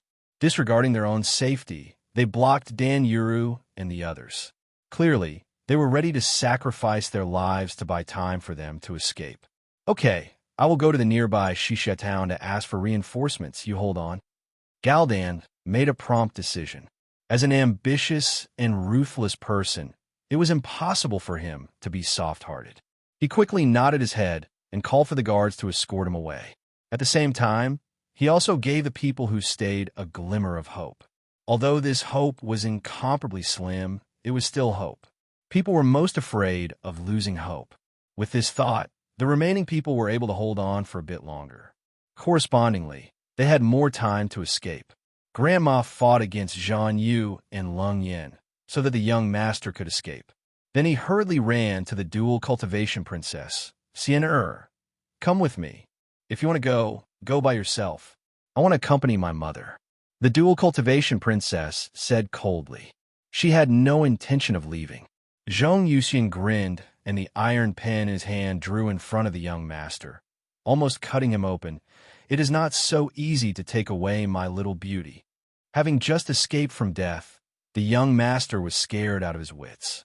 Looking at the scene, he saw that there were fewer and fewer people on his side. He knew that if he hesitated, he would not be able to leave. He had no choice but to say, Sienna, madam, be careful. Before he finished speaking, he ran out of the inn in a hurry. A trace of contempt flashed in the eyes of the dual cultivation princess. Even the dual cultivation madam frowned, but this was their own choice, so she did not say anything. Zhong Yuxian laughed. Husband and wife are birds of the same forest. When disaster strikes, they fly separately. Little beauty, your fiancé has abandoned you. Follow me, at least I can protect you. Bah! The dual cultivator princess was so angry that her cheeks turned red. She spat fiercely, but there was also some disappointment in her eyes. Although she did not have a good impression of a young city lord, and did not really treat him as her fiancé, the other party was still here. If this chapter is not finished, please turn the page. She felt an inexplicable sense of disappointment that he had left her at the critical moment. Wanyan Zhongjia, who was standing behind the signboard, couldn't help but curl his lips. She just chased him away, but now that he's really gone, she's unhappy. What a duplicitous woman. Song Qingshu couldn't help but laugh. How old are you? You sound like you can see through human nature. Wanyan Zhongjia stuck out his chest and said, Humph, at least I'm not smaller than her. Song Qingshu's gaze fell on her chest, which was beginning to take shape, and he was speechless for a while. This little girl's brain circuit was really strange. Was I talking about this big? At this moment, there was a sudden change. There was a crisp sound as half a sleeve appeared in Zhong Yuxian's hand. He brought it to his mouth and sniffed it. TSK, TSK. This little beauty's body smells so good, so good. It turned out that the dual cultivator princess's sleeve had been taken off, revealing half of her delicate, snow-white arm. She had subconsciously covered her body, but how could her hand cover her arm? Song Qingshu thought that this was really strange. The people of the western regions were supposed to be open-minded. Why was it like the southern Song dynasty, where Neo-Confucianism was prevalent? It was just an arm showing, but there was such a big reaction. But then he remembered that both mother and daughter had covered their faces with veils and realized that this was probably because the dual cultivators had been very particular about their chastity. Shameless. Seeing that her daughter was being teased, the dual cultivator princess was so angry that her whole body trembled. She shouted and raised her sword to stab Zhong Yuxian.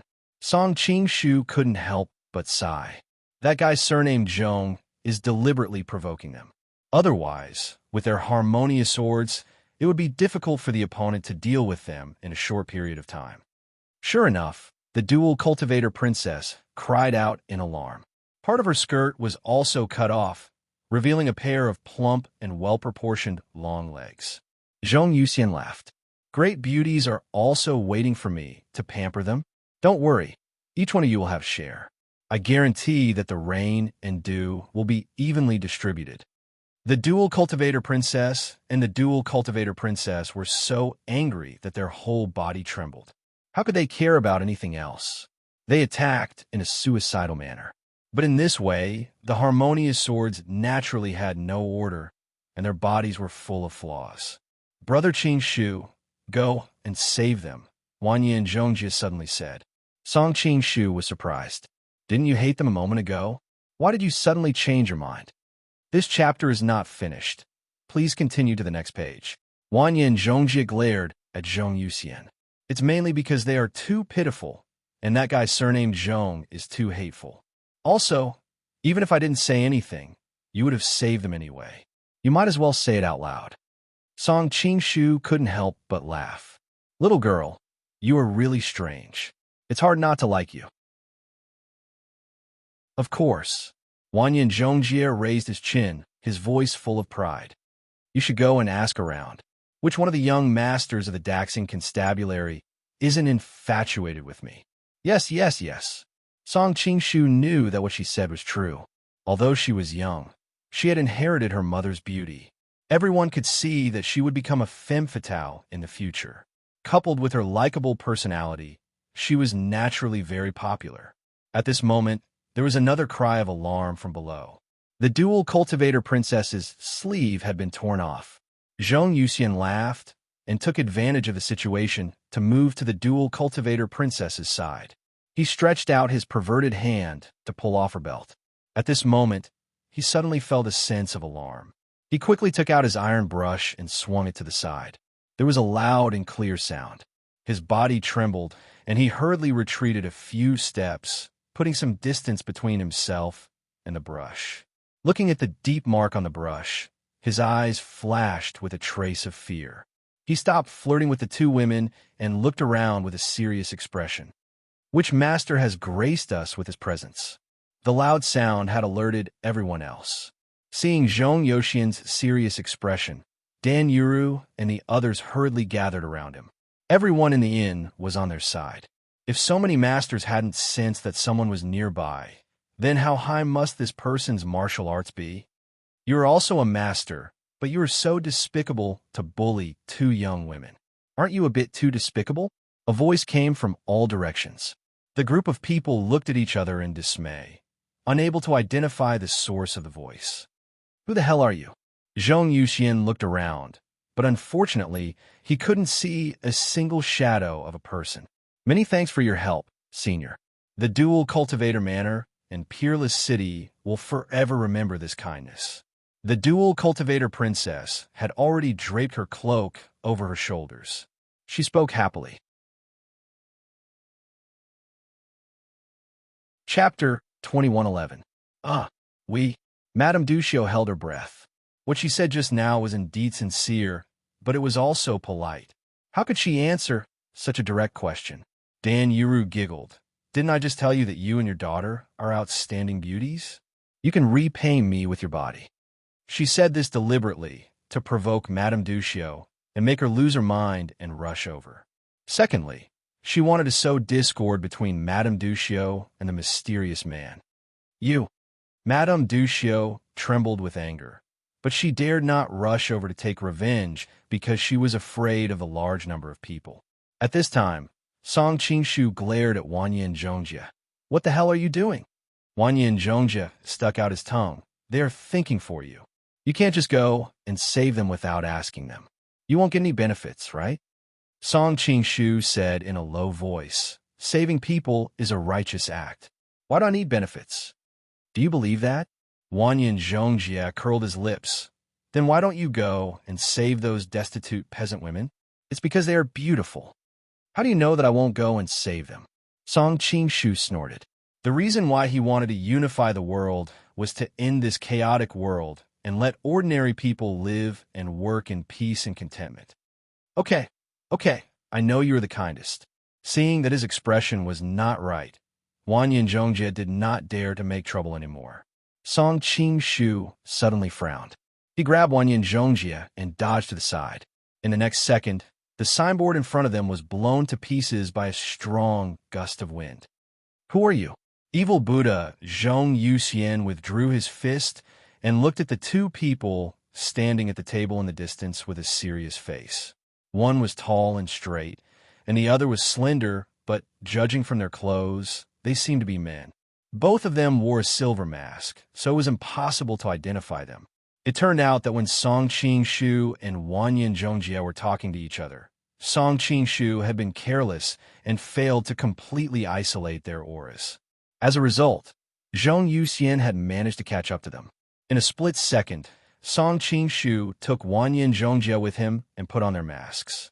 This time, the situation in the western Xia was very complicated. He did not want to expose his identity so early. "I'm just passing by." Song Qingshu let go of Wanyan Zhongjie, thinking that this girl's body was really soft.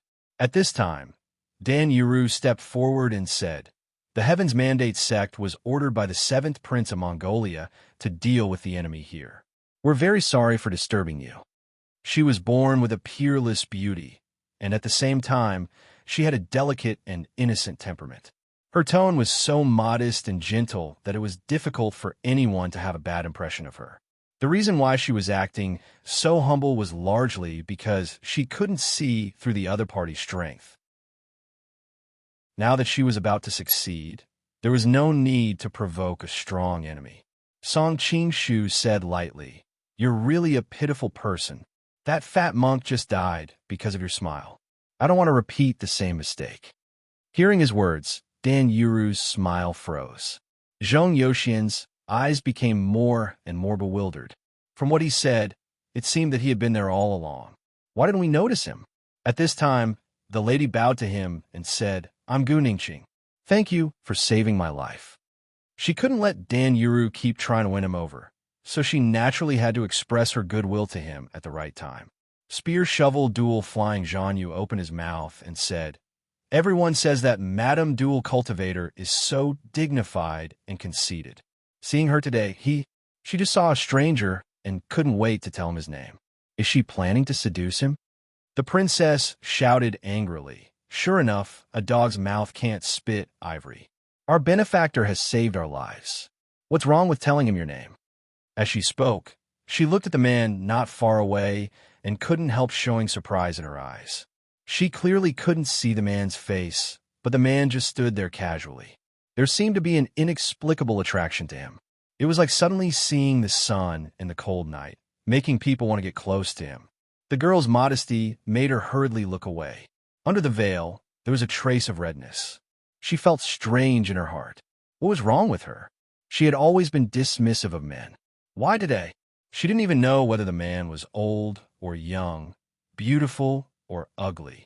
At this time, the lady's heartbeat was also a little faster than usual. She also had a strange feeling and couldn't help but feel a sense of closeness to the masked man. For so many years, we've had no man to rely on. That man's chest is so broad. If I'm held in his arms, it must be very. As soon as this thought came to her mind, the lady was shocked. How could she have such a thought? Could it be that I've been influenced by Dan Yuru's seduction technique? I can't let those people know, or I won't have the face to see them again. In fact, she had wronged Dan Yuru. The reason why she had such a special feeling was not because of Dan Yuru, but because they were practicing the dual cultivation mantra and Song Qingshu was practicing the Joy Zen. The two mantras were somewhat similar in nature. One was yin and the other was yang, so they would naturally attract each other. However, the Joy Zen was the supreme secret mantra of the Tantric Buddhism sect for thousands of years, so the dual cultivation mantra was of a lower level. In addition, Song Qingshu's cultivation was much higher than the two women's, so there was a strong one-sided attraction. Dan Yuru practiced the art of seduction, so she was especially sensitive to the feelings between men and women. Among the people present, she was probably the only one who instantly noticed the abnormality between the mother and daughter. She noticed that the eyes of the two women had become much more watery and misty than usual, and there was a hint of shyness in their eyes from time to time. She was dumbfounded. Have these two women never seen a man before? Why do they look like they're in heat? Could it be that they're pretending to be an iceberg woman? That's too good of an act. Wanyan Zhongjie's mind was on Song Qingshu, so he quickly noticed something. He quietly pulled on his sleeve and asked, "Do you know those two women?" Song Qingshu was also a little puzzled. "I don't know them." Nightingale Yangling couldn't help but say, "If you're passing by, then leave quickly. Don't meddle in the affairs of the Mongolian Empire." Zhong Yuxian and Dan Yuru frowned, thinking that this was bad. But on second thought, they realized that the other party would most likely help the dual cultivation mantra, so it would be good to let Yangling test the waters. You want to use the Mongolian Empire to pressure me? Song Qingshu sneered. If you didn't listen to the Mongolian Empire, maybe I would just stand by and watch. But you just have to be the dogs of the Mongolian Empire. Hearing his words, Dan Yuru and the others' expressions changed. They knew that today's matter would probably not end well. Yangling and the others were furious. You're courting death. The three martial brothers brandished their weapons and rushed toward him. Chapter 2112. Night Owl Yang Lung, Soul Snatcher Jiefu, and Soul Seeker Tai Sui Dumu were Dan Yuru's senior and the junior brothers. Each of them was a powerful Demon Gate overlord and had once competed for the position of Heaven's Mandate cult leader. Even if they lost to Dan Yuru, they were only a hair's breadth apart. If it was any other time, the few of them would not put down their dignity to bully the few with numbers. However, this time, Brother Ali had given them a death order, and they had to complete the mission. Moreover, this mysterious person had suddenly appeared, so they did not dare to be careless. Everyone only saw a flash of golden light, and a few of them had already attacked in front of Song Qingshu. It turned out that Yangling's weapon was a steel mace that was about 3 feet long. Its surface was shining with golden light. It was very good at using the reflection of light to block the enemy's sight. By the time they reacted, they had already lost the upper hand. It was unknown how many martial arts masters who were not weaker than him had suffered because of this. Be careful, the princess of dual cultivation hurriedly reminded them. Dan Yuru and the others were glaring at them covetously from the side. She had to restrain them and couldn't help them, so she could only remind them. However, as soon as the words came out of her mouth, she was surprised to find that her mother had also spoken at the same time. The two of them looked at each other, and their cheeks were a little hot. Song Qingshu nodded at the two girls, expressing his gratitude for their reminder. However, the smile on his lips made them feel extremely uncomfortable. Their eyes were somewhat evasive, but in the end, they were still concerned about his safety, so they carefully watched the battle. Wanyan Zhongjia, who was at the side, curled his lips and said, "The war is imminent, and he still doesn't forget to seduce women. What a headache. The Gobai sisters don't even care about him. I'm so angry." Song Qingshu took a step forward and just happened to enter Yang Lung's embrace. Yang Lung was shocked and really did not understand how the other party appeared 3 feet in front of him. With a flick of his wrist, the steel mace hurriedly struck towards the other's back. But in the next second, he felt a pain in the web between his thumb and forefinger, and he could no longer hold the steel mace in his hand. He became more and more puzzled. It should be known that he was an old devil who had run amok in the western regions for decades, and most of his skills were in the steel mace in his hand. How could it be taken away by the enemy as soon as he came up? Although he was shocked, his decades of combat experience made him make the right choice. He didn't care about anything else and immediately used all the power in his body to retreat. Unfortunately, it was too late. He felt as if a mountain had slammed into his chest, causing him to spit out a mouthful of blood. His whole body was like a broken sandbag as he flew to the wall 10 feet behind him. At this moment, Soul Seeker Tai Sui Dumu's 2 halberds were already stabbing towards his ribs. Be it the angle or the strength, it was extremely vicious. The other party could only retreat. However, there was still the soul-snatching talisman's flexible sword that was as venomous as a snake or scorpion. As long as he retreated, that incomparably treacherous flexible sword would pierce through his back.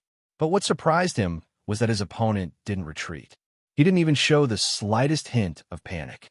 He just calmly raised his mace and swung it at his wrist. Over the years, countless experts had lost their lives to his twin halberds. The unique characteristic of his martial arts was that once he gained the upper hand, his twin halberds would be like an evil dragon emerging from the sea, attacking his opponent wave after wave, leaving no room for his opponent to counterattack. Now that his opponent had attacked later than him, and it might be because he had just seriously injured Yang Lung, causing him to expend a lot of his vital energy. As a result, his attack speed was extremely slow in his eyes. Wasn't he courting death? In Dumu's mind, The image of his twin halberds stabbing into his opponent's body and sending blood and flesh flying appeared. He thought that with this contribution, he would get the biggest share when they split the spoils of war later. He would get at least one of the wife and the princess. It would be hard for the evil Buddha to refuse. When the time came, should he choose the wife or the princess? One was mature and beautiful, and the other was young. It was really difficult to choose. Sigh, anyway, I can't compete with Zhong Yuxian. When the time comes, I'll let him choose first and leave the rest to me. Thinking of the beauty, the corners of Dumu's mouth couldn't help but curl up slightly. But the next moment, he felt a sharp pain in his wrist. It turned out that the steel mace in his opponent's hand had actually reached him first and directly broken his hands. Dumu was shocked. He couldn't care less about picking up the fallen halberds. He desperately retreated to the side of Zhong Yuxian and the others. At this moment, Xiefu's sword was just about to touch Song Qingshu's clothes, but seeing that his two companions had returned with serious injuries, his heart was also in a state of turmoil. His decades of fighting instincts made him hurriedly retreat, even though it was clear that if the flexible sword moved forward an inch, it would have pierced the opponent. Normally, this distance would not even take a blink of an eye for him, and he could instantly end the enemy's life. But today, he didn't dare to gamble. All the cells in his body seemed to be giving him an alarm, telling him to escape immediately. But unfortunately, it was still too late. His eyes widened as he watched the opponent's jade-like fingers directly touch the tip of his sword and then gently bend it. His extremely tough short sword, which even if it was pressed down by a boulder, was actually like tofu, broken by the opponent's two fingers. Directly broken. Then he saw the hand raise up, and a cold light flashed in front of his eyes. Xiefu only felt a chill on his neck, and then he saw the inverted ceiling. His whole body fell into endless darkness. I'm going to die like this. This was his last thought. Although it took a long time to describe all this, from the joint attack of the three to Xiefu's collapse, it was only the blink of an eye. Zhong Yuxian and Dan Yuru wanted to save him, but it was too late. The whole inn suddenly fell into a strange silence. Everyone stared at the man standing quietly in the center of the field. In the blink of an eye, three masters of the Tianming sect took the initiative to attack, but in the end, one died and two were seriously injured. Who was the opponent? Compared to the horror in the eyes of Zhong Yuxian, Dan Yuru, and the others, the eyes of Madame of Double Cultivation sect and the princess were full of brilliance. Looking at the man's proud voice, they wondered if he was an immortal. Just now, they had fought with Yang Lung and the other two. Every one of their martial arts was higher than theirs, and they could only barely resist their opponents by relying on the dual cultivation mansion's secret skill, love of a fallen city. However, these three experts were defeated instantly, even though they outnumbered them. Was there really such a master in the world? The mother and daughter quickly thought about all the masters they knew. Even if the lord of the Wushuang city was here, he would not be able to defeat these three demons in the blink of an eye. Was this person a human or a god? Wanyan Zhongjia, who was standing to the side, had a smile on his face. He thought that Brother Song was really powerful. If he was not worried about exposing his identity, he might have already cheered on the side. Dan Yuru felt her throat was a little dry. With such martial arts, you are definitely not a nameless person in Jianghu. May I know your name? Song Qingshu shook his head. A dying man doesn't need to know. Zhong Yuxian grinned hideously. We respect you, but do you really think you are invincible in the world? He was known as the evil Buddha and was the #1 master of the Tianming sect. He was even qualified to compete for the #1 master of the Holy Gate.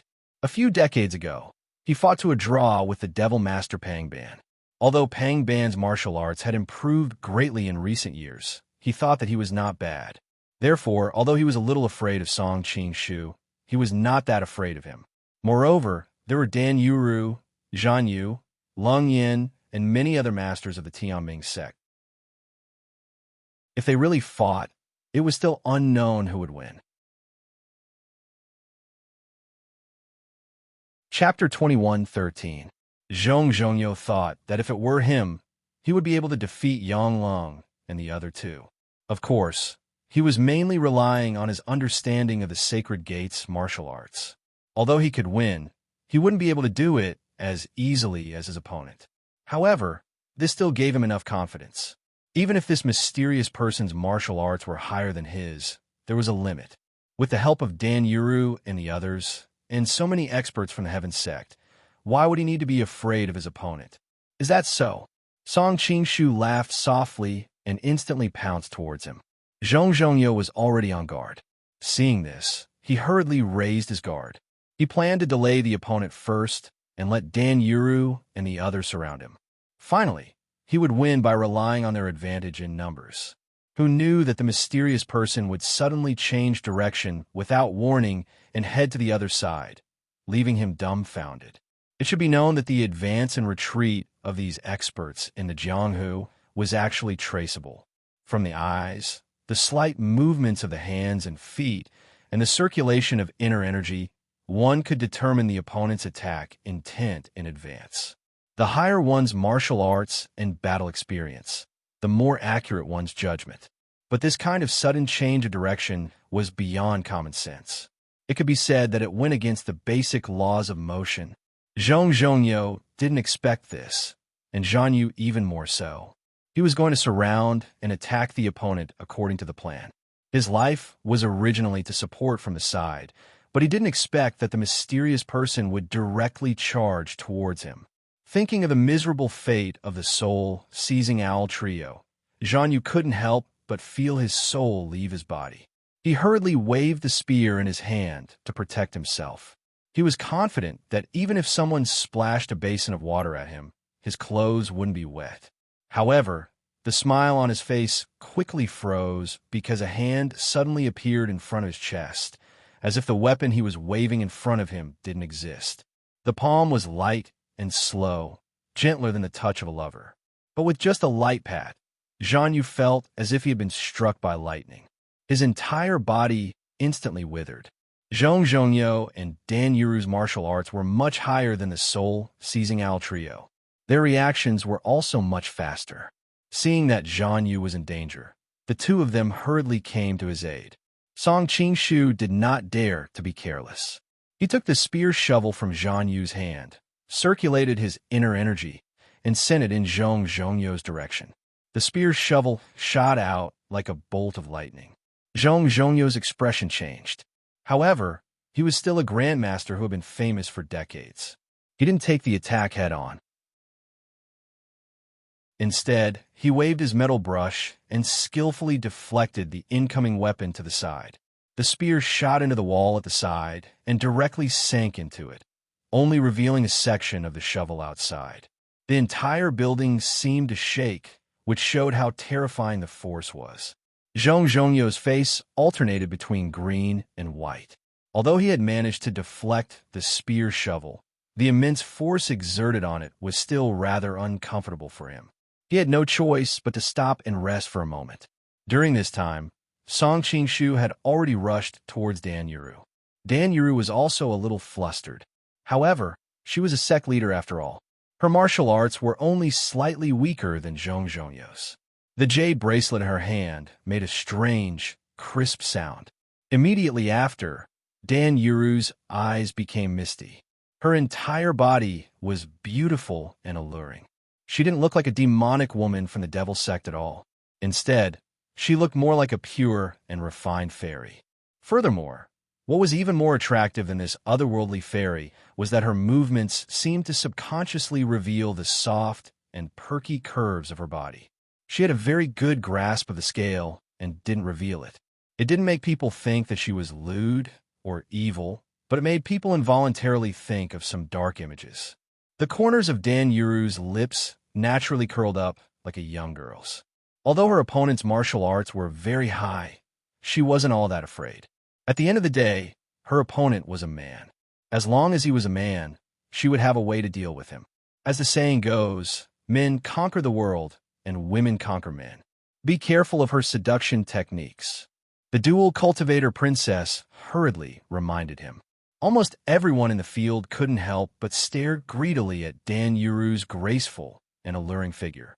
The only ones who weren't affected were the people from the dual cultivator residence, who were also women. Song Qing-shu had to admit that Dan Yuru was the best in terms of appearance, figure, and temperament. Coupled with her extreme cultivation of seduction techniques, her attractiveness to men could be said to be fatal. If such a woman were to wander around in a brothel, it was guaranteed that she would overshadow the top courtesans of the Qinhuai River. If she were to wander around in a chaotic world, it would be enough to make all the men in the world fight for her. If it weren't for the fact that he cultivated the joyous Zen method and was born with a certain degree of resistance in this aspect, and the fact that he had many female confidants over the years, all of whom were beautiful and exquisite, which also increases resistance to beauty, he would probably have fallen into her trap by now. Sect Master Dan.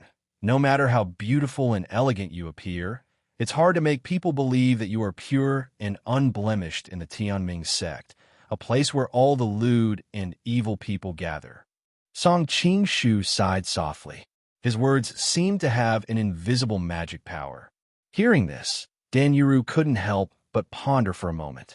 When she met his eyes, her heart suddenly trembled, as if she had seen a distant and deep starry sky. This man is so special.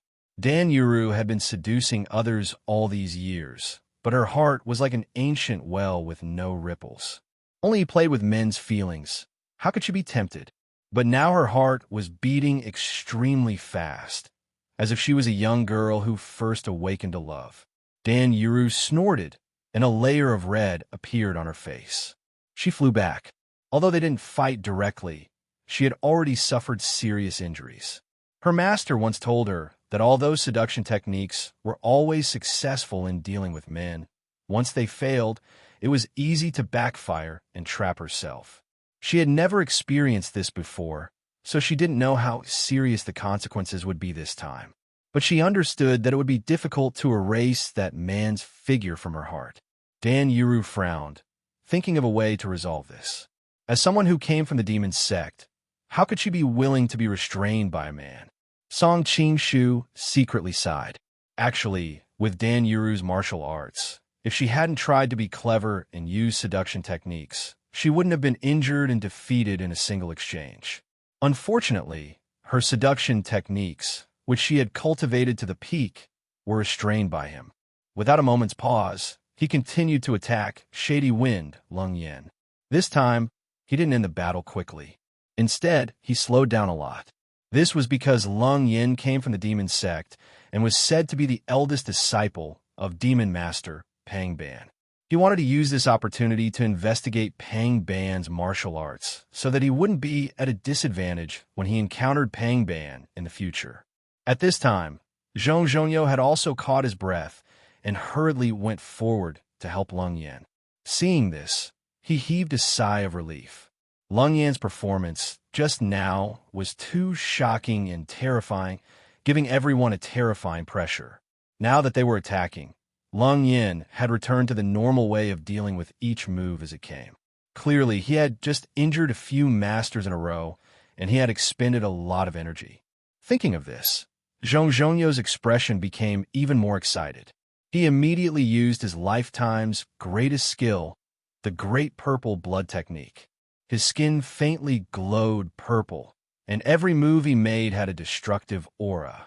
The surrounding people were all intimidated by his aura and retreated one after another. Even the masters from the Heavenly Fate sect who had besieged Song Qing-shu with him couldn't withstand the pressure. Only Lung Yin was left to help from the side. Correction, Evil Buddha's name was Zhong Zhongyo, not Zhong Yuxian. I remembered wrongly. Chapter 21:14. Seeing his opponent's body turn purple, Song Qing-shu's first thought was that it was the Huashan sect's Violet Sun Divine Art. However, he quickly denied this guess. The Violet Sun Divine Art was relatively moderate and peaceful, while the other party's technique was much more domineering. Zhong Zhongyo's attacks were relentless, and the shock waves from his punches and kicks could turn the nearby tables and chairs into dust. Song Qing-shu could only keep dodging. Seeing Zhong Zhongyo's majestic appearance, and how he seemed to have the upper hand. The members of the Heavenly Fates sect couldn't help but cheer for him. On the other hand, Madame Duanmu and the princess looked at the scene worriedly, afraid that something would happen to Song Qing-shu. Zhong Zhongyo, on the other hand, was overjoyed. He had really been scaring himself earlier. Although this mysterious person's martial arts were high, it wasn't at an unimaginable level. He had just injured several experts, so his vital qi must have been greatly depleted. He was probably no longer a match for me. Thinking of this, Zhong Zhongyo's attacks became even more ferocious. He displayed 120% of his usual strength with the 72 forms of the demonic hands. Beside him, the soul-stealing spike in Surian's hand was also extremely strange. He attacked the other party's vital points from various strange angles. At this moment, Song Qing-shu was secretly amazed. The martial arts of the demonic sect were truly mystical. Although he didn't know that the other party's attack technique was the 72 forms of the demonic hands, he could still tell that it was an extremely profound martial art. Compared to the orthodox martial arts that were upright and peaceful, with a trace of mercy hidden everywhere, the 72 forms of the Sky Demon Hand were much more ruthless. Every form paid particular attention to how to hit the enemy's vital points in the fastest and most effortless way. Both types of martial arts had their own advantages. The demonic sect's martial arts took effect quickly at the beginning, so in the first 30 years, they would often be far more powerful than the orthodox disciples. However, after a few decades, when both side skills reached a certain level, the demonic sect's vicious and merciless attacks would cause the rotation between moves to be less perfect, making it easier for others to take advantage of it. Of course, how many 30 years were there in a person's life? To be honest, the demonic sect's martial arts were probably more effective for most ordinary people. With Song Qing-shu's cultivation, he was naturally able to detect the weaknesses in his opponent's moves. Of course, the so-called weaknesses were relative and usually disappeared in a flash. Even a grandmaster would find it difficult to take the opportunity to injure his opponent. Zhong Zhongyo had been immersed in this martial art for several decades, so he was naturally aware of its strengths and weaknesses. How could it be so easily countered? His internal energy was profound, and his innate talent was extraordinary. He had even practiced the 72 styles of the Sky Demon Hand to the level of the 18 dragon, subduing Palm's arrogant dragon repenting. As Song Qing-shu moved and dodged, he guided his opponent to completely display his martial arts. Comparatively speaking, Lung Yan's skills were much weaker, but from his circulation techniques and moves, it could be seen that he cultivated an extremely high level of martial arts. After exchanging blows for a while, Song Qing-shu's heart stirred. Although their martial arts seemed to be different, their origins seemed to be somewhat similar. After exchanging blows for a while, a thought appeared in Song Qing-shu's mind. In truth, during the Western Han dynasty, after Emperor Wu of Han implemented the policy of respecting Confucianism alone, the first evil cult's sacred ruler, Sky Demon Song Chu, collected all sorts of strange books. In the end, he got rid of the weeds and kept the essence, which was the 10 scrolls of Sky Demon Slip. He could vaguely remember the supreme classic of the evil cult, Sky Demon Slip. The evil cult had never been united, and later on, they split into 2 factions and the 6 paths. Each faction obtained a part of Sky Demon Slip. Since Sky Demon Slip was vast and cryptic, each faction's understanding of it was different, which led to the sects developing completely different divine arts and techniques. It was just like Sunflower Manual. In the past, 2 elites of Mount Hua sect had different understandings of it, and in the end, the sect split into Qi sect and Sword sect. With Song Qing-shu's current cultivation realm, he looked at things from the source. After exchanging blows, he noticed that Dan Yuru, Zhong Zhongyo, and Lung Yan's martial arts seemed to be somewhat related. When he thought about it, he felt that his martial arts seemed to be similar to hers when he fought against Nian Liandan. Up to this point, he had already experienced the ultimate techniques of Flower's faction, Weed faction, and Demon Face sect. Lung Yan's master was Pang Ban's disciple, and Pang Ban was Demon Face sect's disciple. When he noticed that Zhong Zhongyo and Leng Yan's attacks were starting to repeat, Song Qingshu knew that it was about time, and he stopped trying to test their strength. Zhong Zhongyo and Leng Yan immediately sensed the change in the situation, and they were incredibly shocked. Why isn't the other party's martial arts showing any signs of weakening? In fact, he's even getting stronger? However, the people outside did not know about their situation, and they thought that the two of them had the upper hand.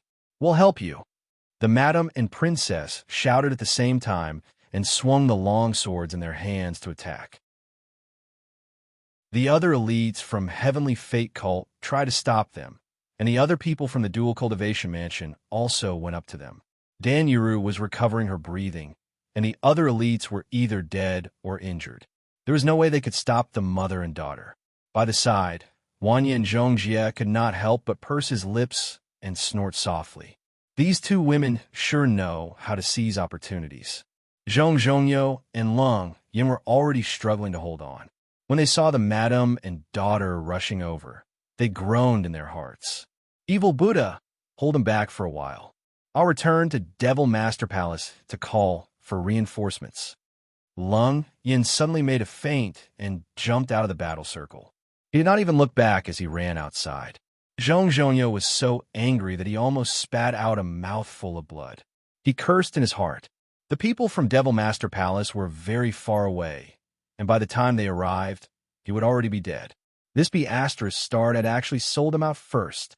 It turned out that he had the same idea as Leng Yan just now, but he could not bring himself to do it in front of so many people. Just as he was hesitating, Leng Yan unexpectedly made the first move to gain the upper hand. Song Qingshu took advantage of the moment when Zhong Zhongyo was distracted to directly hit his chest with his palm. Zhong Yuxian spat out a mouthful of blood and flew backward. Originally, with Zhong Zhongyo's martial arts, it would take him some effort to defeat him. He did not expect Zhong Zhongyo to lose his footing, and he was instantly defeated. However, Song Qingshu frowned at this moment. It was a little too abnormal for Zhong Zhongyo to spit out blood. Zhong Zhongyo did not stop at all. He directly broke through the window, and as if a miracle had happened, he suddenly accelerated, flying straight into the distance like a shooting star. Sky Demon escape. Beside him, Dan Yuru's beautiful face turned pale. She did not expect Zhong Zhongyo to be so decisive. It should be known that the Sky Demon escape was a life-saving technique that only a few of the top figures in the Devil Sect knew. It was extremely domineering because it would consume one's essence. This secret technique allowed one to escape at an extremely fast speed. One had to maintain running for 50 kilometers without stopping midway. Furthermore, one had to follow a straight line to escape. Otherwise, one's true essence would stop, and they would immediately fall to the ground and die. Although Song Qingshu did not know about the Sky Demon escape, he thought that it was similar to the burning blood technique of the Sun Moon sect.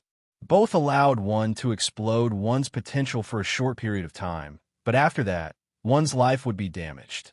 Should I go after Zhong Zhongyo and Leng Yan, or stay here to deal with the experts from the Heaven sect? Song Qingshu hesitated for a moment. Zhong Zhongyo's martial arts were the highest, but there were even more experts left in the inn. These people were the claws of the Mongolians, and many of them were top-notch experts. Even with the strength of the Mongolians, it was not easy to gather so many experts. It was good to take this opportunity to weaken the Mongolians. At this moment, a whistling arrow suddenly rose in the distant sky. His expression changed slightly because that was the secret signal agreed upon by the Jin Kingdom's diplomatic mission. Clearly, something unsolvable had happened there. Chapter 21:15. Dan Yuru was keenly aware of the change in his mood. She hurriedly ordered her men, retreat. The masters of the divine sect carried the seriously injured people and fled. Song Qingshu hesitated for a while, but in the end, he did not chase after them.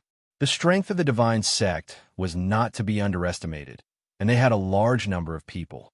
If they knew that they were going to die, it would be difficult for him to deal with them in a short time. He did not know what had happened to the Jin Kingdom's diplomatic mission. If the delay here led to trouble there, it would not be worth it.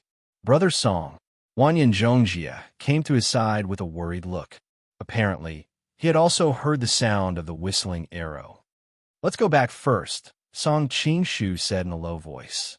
Just as he was about to leave, two beautiful women appeared in front of him. This servant thanks benefactor. May I ask for benefactor's name? The woman came to him and bowed to him. Her daughter looked at him with curiosity and admiration. Song Qingshu sighed secretly. If it were another time, he would be happy to chat with the two women for a while. He could also take advantage of the situation to form an alliance with Galdan and Peerless City. Unfortunately, he was worried about the situation in the headquarters and could not stay here any longer. It is fate that we met. There is no need to ask for my name. I still have something to do, so I will leave first. We will meet again if fate allows it. Song Qingshu smiled. As soon as he finished speaking, he picked up Wanyan Zhongjia and disappeared out of the window. He rushed to the Jin Kingdom's diplomatic mission. The madam and the princess looked at each other in blank dismay. They never expected this result. It has to be known that although they rarely showed their faces, their beauty had already spread throughout the western regions. It was unknown how many city lords and kings wanted to get close to them. Even people like Galdan couldn't help but want to spend more time with them. But this time, when the two women took the initiative to strike up a conversation, the other party seemed to disdain them and directly left. The woman was still a little hesitant. She wondered if he was playing hard to get. After all, she was used to seeing men use all kinds of methods to get close to her. At this time, her daughter said in a low voice, "Mother, he gives me a different feeling from all the men I have met before." The woman immediately felt relieved. In fact, she also had the same feeling. With such a high level of martial arts, how could she treat him as an ordinary person? Naturally, he was different from those men who harbored evil intentions in the past. On the other side, Song Qingshu and Wanyan Zhongjia were rushing back.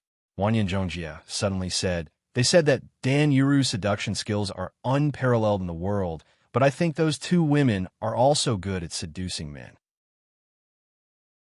Song Qingshu was speechless. "What nonsense are you talking about?" Wanyan Zhongjia curled his lips and said, "Didn't you see their eyes? They're looking at you with admiration and worship, as if they want to devote themselves to you.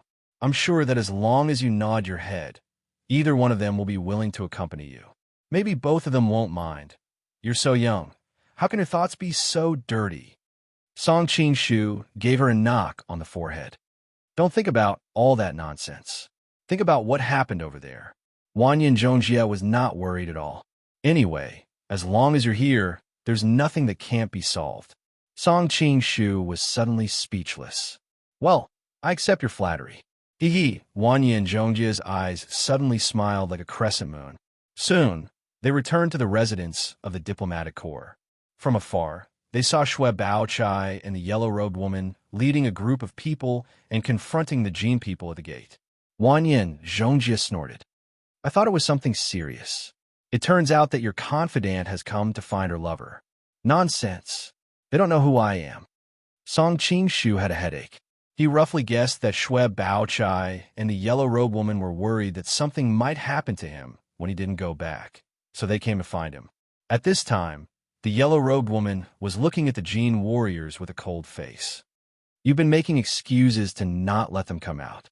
Has Jia Baoyu been killed?"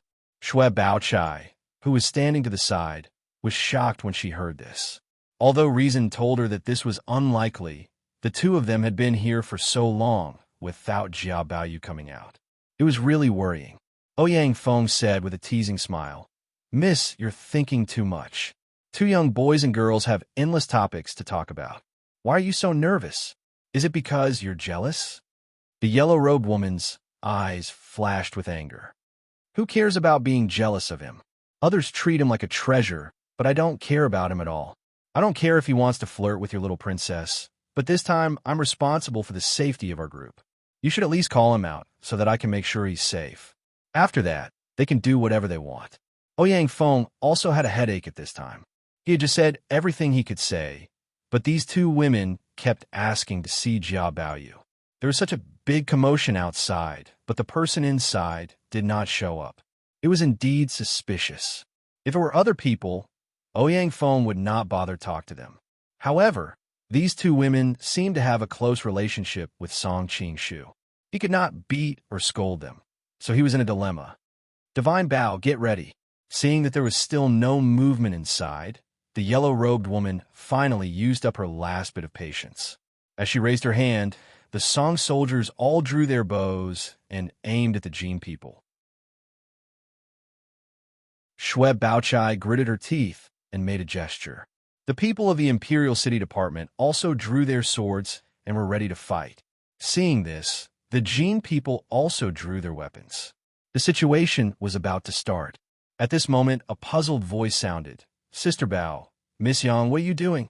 Everyone turned their eyes subconsciously and saw Jia Baoyu coming out of the house and looking at them with a puzzled face. Seeing that he was safe and sound, Shui Baochai could not help but feel relieved. The yellow-robed woman was not so polite and asked, "What are you doing? Why did you only come out now?" Song Qing-shu had an innocent look on his face. "Nothing, I was just playing chess." "Playing chess?" The yellow-robed woman felt her teeth itch and said, "Didn't you hear what was going on outside? They were almost fighting because of you." "I'm too focused." Song Qing-shu smiled awkwardly. He knew that his excuse was untenable. "What's going on? Why is it so noisy in the middle of the night?" Suddenly, a lazy and tender voice sounded from behind him. Song Qing-shu turned around, and his eyes almost popped out of their sockets. It turned out that Wanyan Zhongjia's clothes were a little untidy, and his hair was also a little messy, but no one thought that he was ugly. On the contrary, he looked even more charming, coupled with the delicate blush and shyness on his face. Everyone smiled and said, "So that's how it is. This drama queen." Song Qing-shu felt a headache coming on. Shui Baochai, who was beside him, turned and left with a livid face. The yellow-robed woman glared at him and also left with her subordinates. A tense situation with swords drawn came to a dramatic end just like that. "What are you trying to do? Don't you want a girl's reputation?" Song Qing-shu said angrily as he pulled Wanyan Zhongjia's hand into the house. "I didn't say anything. It's just that those two women have dirty thoughts and are thinking about those messy things." Wanyan Zhongjia tidied up his clothes and said with a gloating tone. Chapter 21:16. Song Qing-shu and Wanyan Zhongjia hurriedly went out to investigate and discovered that Galden's group had come looking for them. They were covered in blood, and their armor was in disarray. It was clear that they had just experienced a fierce battle. Galdan found out that this was the encampment of the Song and Jin Kingdom's diplomatic corps. Although he found it strange that these two generations of enemies had come together, he still sent people to ask for help from the two countries. The yellow-robed woman and Shui Baochai were in a fit of anger, and they noticed the situation of the group. They were worried that taking them in would bring trouble to themselves, so they ignored them. On the contrary, Wanyan Zhongjia didn't hesitate at all. He sent people to welcome them in and provided them with hot water and food. He also sent a doctor to treat the wounded soldiers. Galdan was very grateful and said in a deep voice, "Zheng'er Khan will remember the friendship of the Jin Kingdom and the little prince for generations to come." Wanyan Zhongjia had already returned to his usual disguise. Galdan was still in a state of shock and didn't realize that Wanyan Zhongjia was a woman dressed as a man. The young city lord at the side also bowed and said, "Wushuang City will also remember Little Prince's kindness today. In the future, if Little Prince has the opportunity to visit the western region, we will definitely treat you as a distinguished guest." Through the conversation just now, Song Qing-shu had already found out that this young city lord of Peerless City was called Duga Ming. Song Qing-shu was secretly amazed, thinking to himself that his swordsmanship vaguely resembled that of Dugu seeking a loss. Could it be that Dugu seeking a loss was really related to Peerless City? The Great Khan and the young city lord are too polite. Wanyan Zhongjia smiled politely and did not mention anything else. Instead, he said, "I have already sent people to prepare a room for you two. You two have traveled a long journey. Why don't you rest early?" Song Qing-shu secretly gave her a thumbs up. Even if Galdan and the others didn't say anything based on the relationship between the Jin Kingdom and the Mongols, they would still help each other. However, Wanyan Zhongjie didn't show this from the beginning to the end. It would be better if the two of them took the initiative to ask for help. Sure enough, after a brief moment of hesitation, Galdan cupped his hands and said, "Although it's difficult to say, I have a presumptuous request that I don't know if I should say or not." Wanyan Zhongjie also played along. "Great Khan, please speak your mind." Song Qingshu secretly cursed. These people's words were so conventional. Were they filming a historical drama? Galdan said, "Just now, in order to cover us breaking out of the encirclement, one of our companions brought up the rear and fell into the encirclement of the Heaven's Fate Sex demons. I don't know how they are now. I wonder if your country can send someone to rescue them?" Wanyan Zhongjie didn't agree immediately. Instead, he said with an awkward expression, "We didn't bring many people this time, and each of them has a heavy responsibility. The people of the Heaven's Mandate sect are highly skilled in martial arts, and they have the advantage in numbers. If we send people there, I'm afraid we'll suffer heavy losses.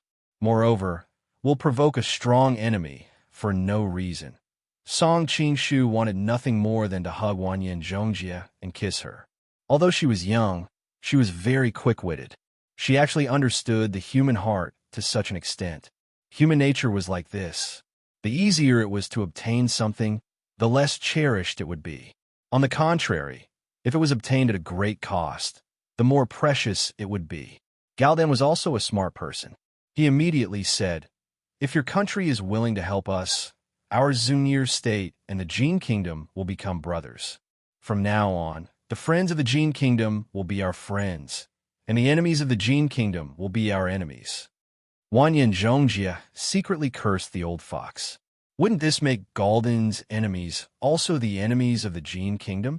Of course, both sides had a common enemy, the Mongols, so she didn't really mind. Seeing that the other side didn't express an opinion, Galdan also knew that his proposal wasn't sincere enough.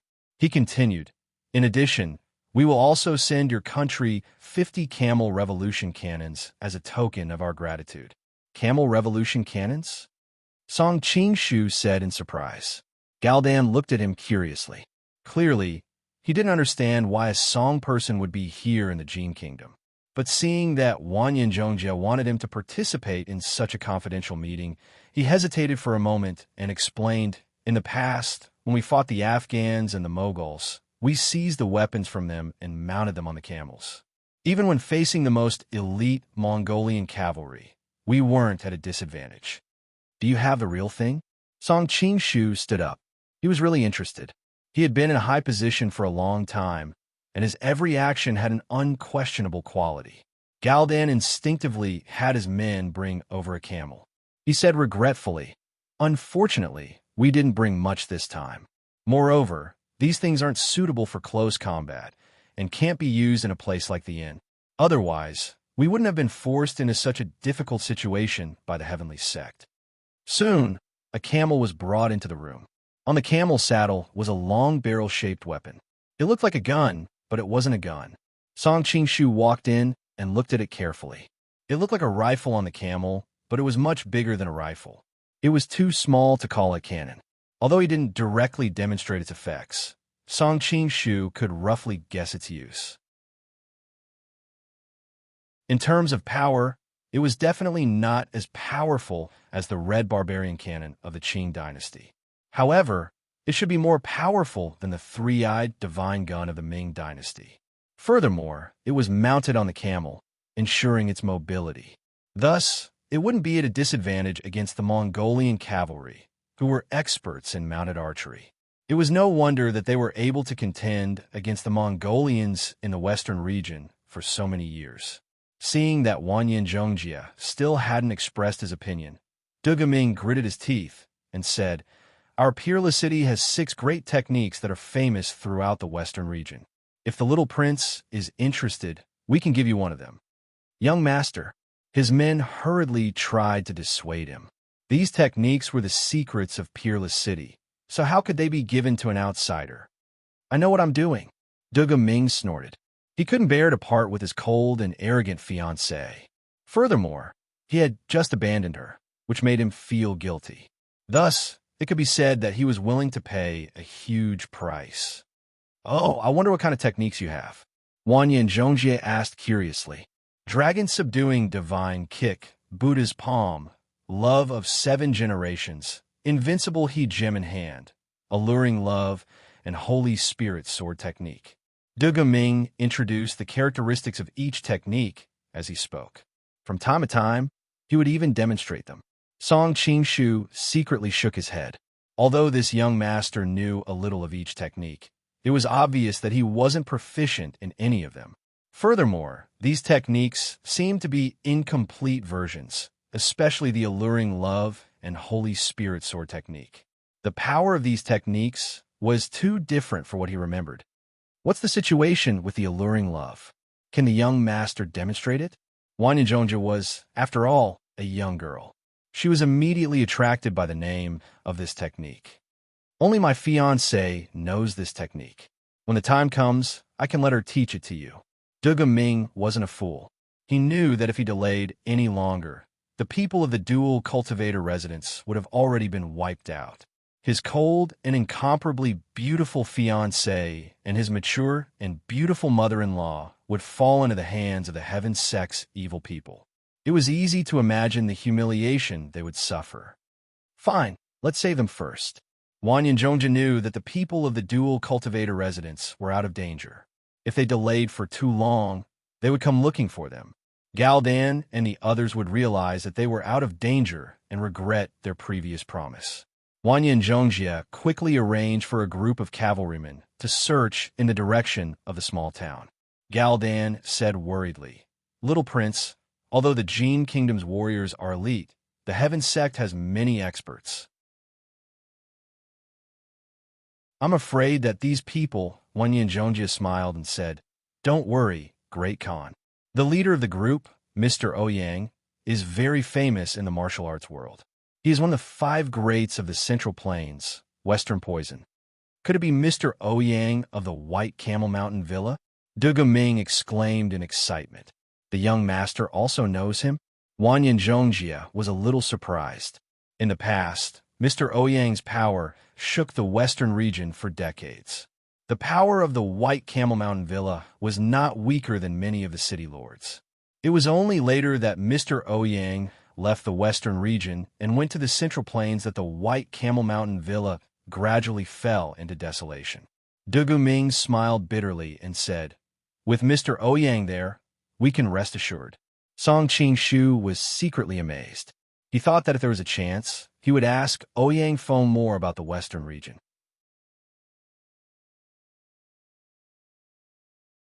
Chapter 21:17. About an hour later, Ouyang Feng returned with the princess. The commotion in the Jin Kingdom did not escape the notice of the people from the southern Song dynasty. The childs were originally indifferent, but when they saw the princess of double cultivation, they immediately became excited. One by one, they ran out to strike up a conversation with them and kept asking about their well-being. Many of them even patted their chests and offered to help them, intentionally or unintentionally boasting about how powerful their families were in the southern Song dynasty.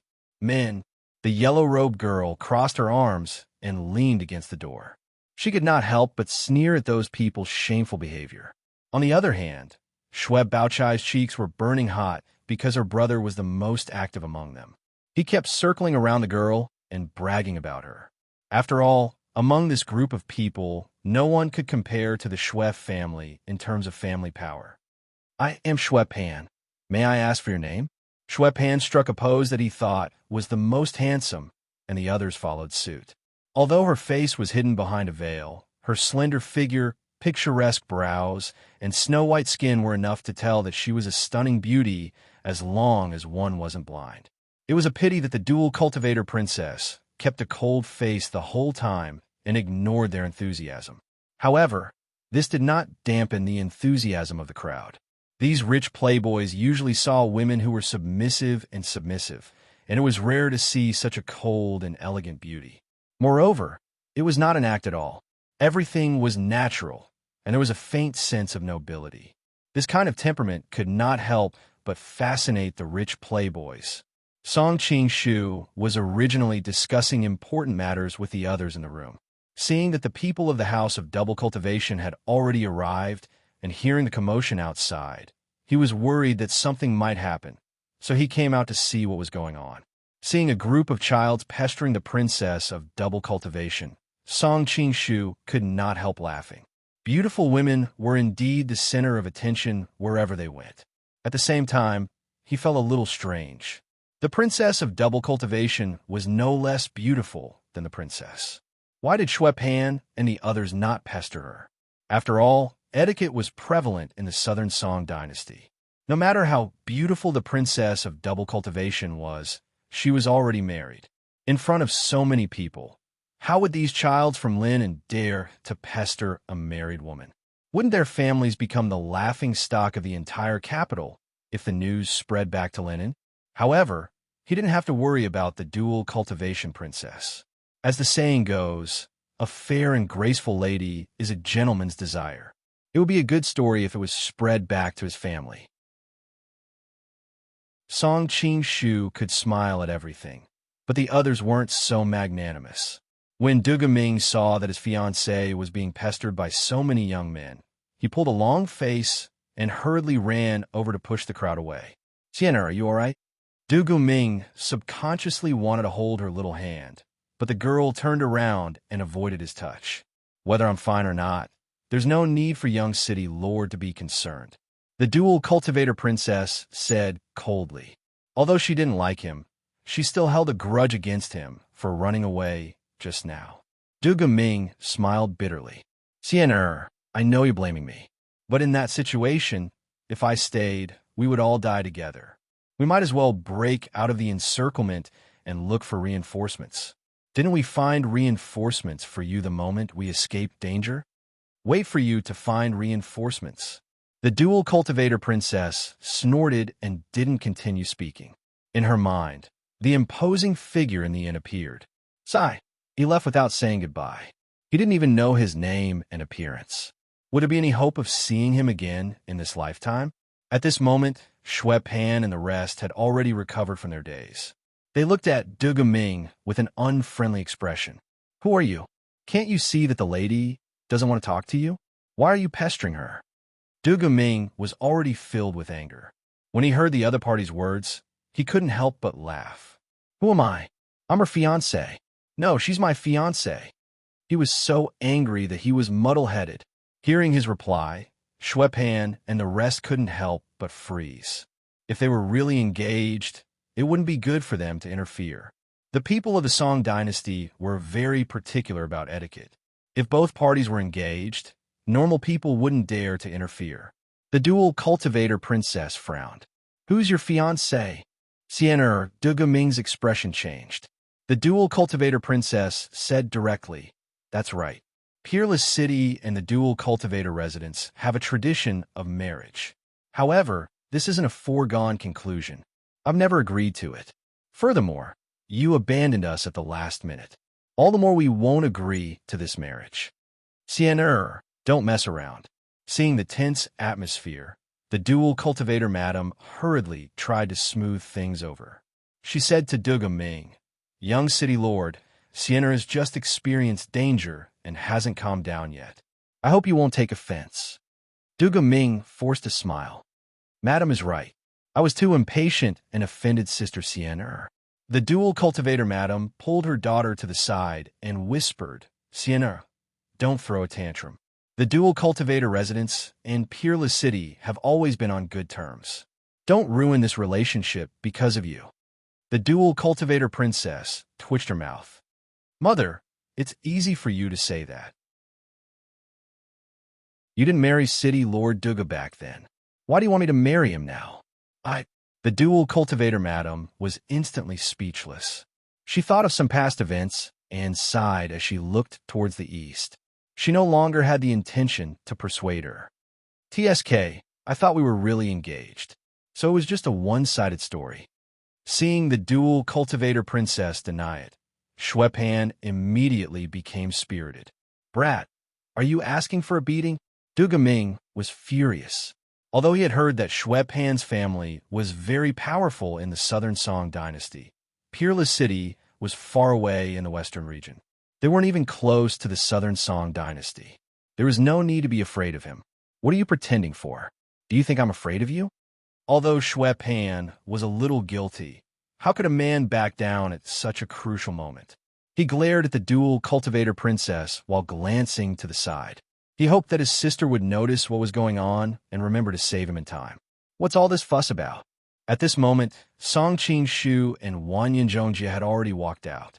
They had many important matters to discuss and didn't have the time to watch these people fight. You're lucky. Du Gaming didn't want to offend Wanyan Zhongjie just now. However, he still pointed at Shui Pan, his eyes full of provocation.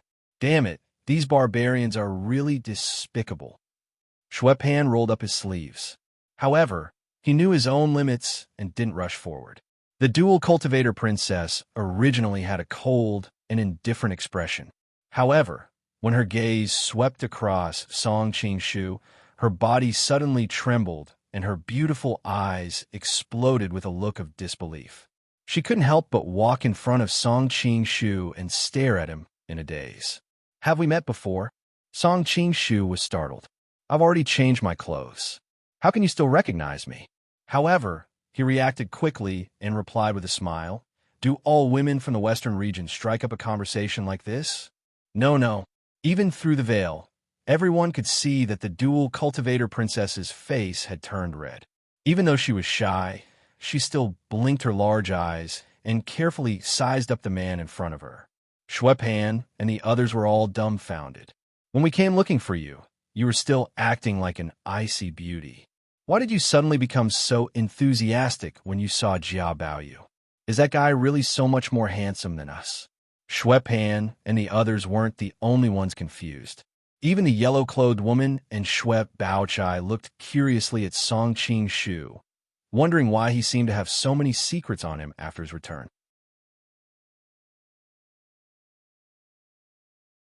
Chapter 21:18. Song Qing-shu felt a little uncomfortable under the princess's passionate gaze. Wanyan Zhongjie coughed and said, Let's not stand outside. Let's go in. The Jin Kingdom and the Zungyir Kingdom had a common enemy. This was an opportunity, so they needed to discuss the details of their cooperation. The others were arranged to rest. Madame and the princess, as the higher-ups of their group, naturally followed them into the room. As for the childs of the Southern Song dynasty, they all wanted to continue to be with the princess. However, when they were in trouble, just now, the people of the Southern Song dynasty just stood by and did nothing. Now, they naturally had no confidence to pester them again. When they went back, they all complained about the yellow-robed woman and Shui Baochai for not helping them just now.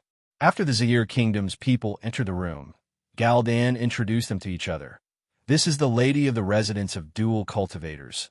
This is the princess, and this is the prince of the Jin Kingdom. I am Gu Ningqing. Greetings to the prince. I am Gu Zixian. Greetings to the prince.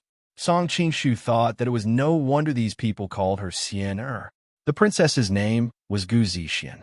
He couldn't help but think of Yelun Nanxian, who was also called Xian. He hadn't seen her for a long time. When the mother and daughter introduced themselves, Ying bowed to Wanyan Zhongjie. Her figure was graceful and her temperament was impeccable. Even Wanyan Zhongjie couldn't help but praise her. You are indeed graceful. It's a pity that I can't see your face. Can you take off your veil and let me see your face? This. Gu Ningqing frowned. She looked hesitant.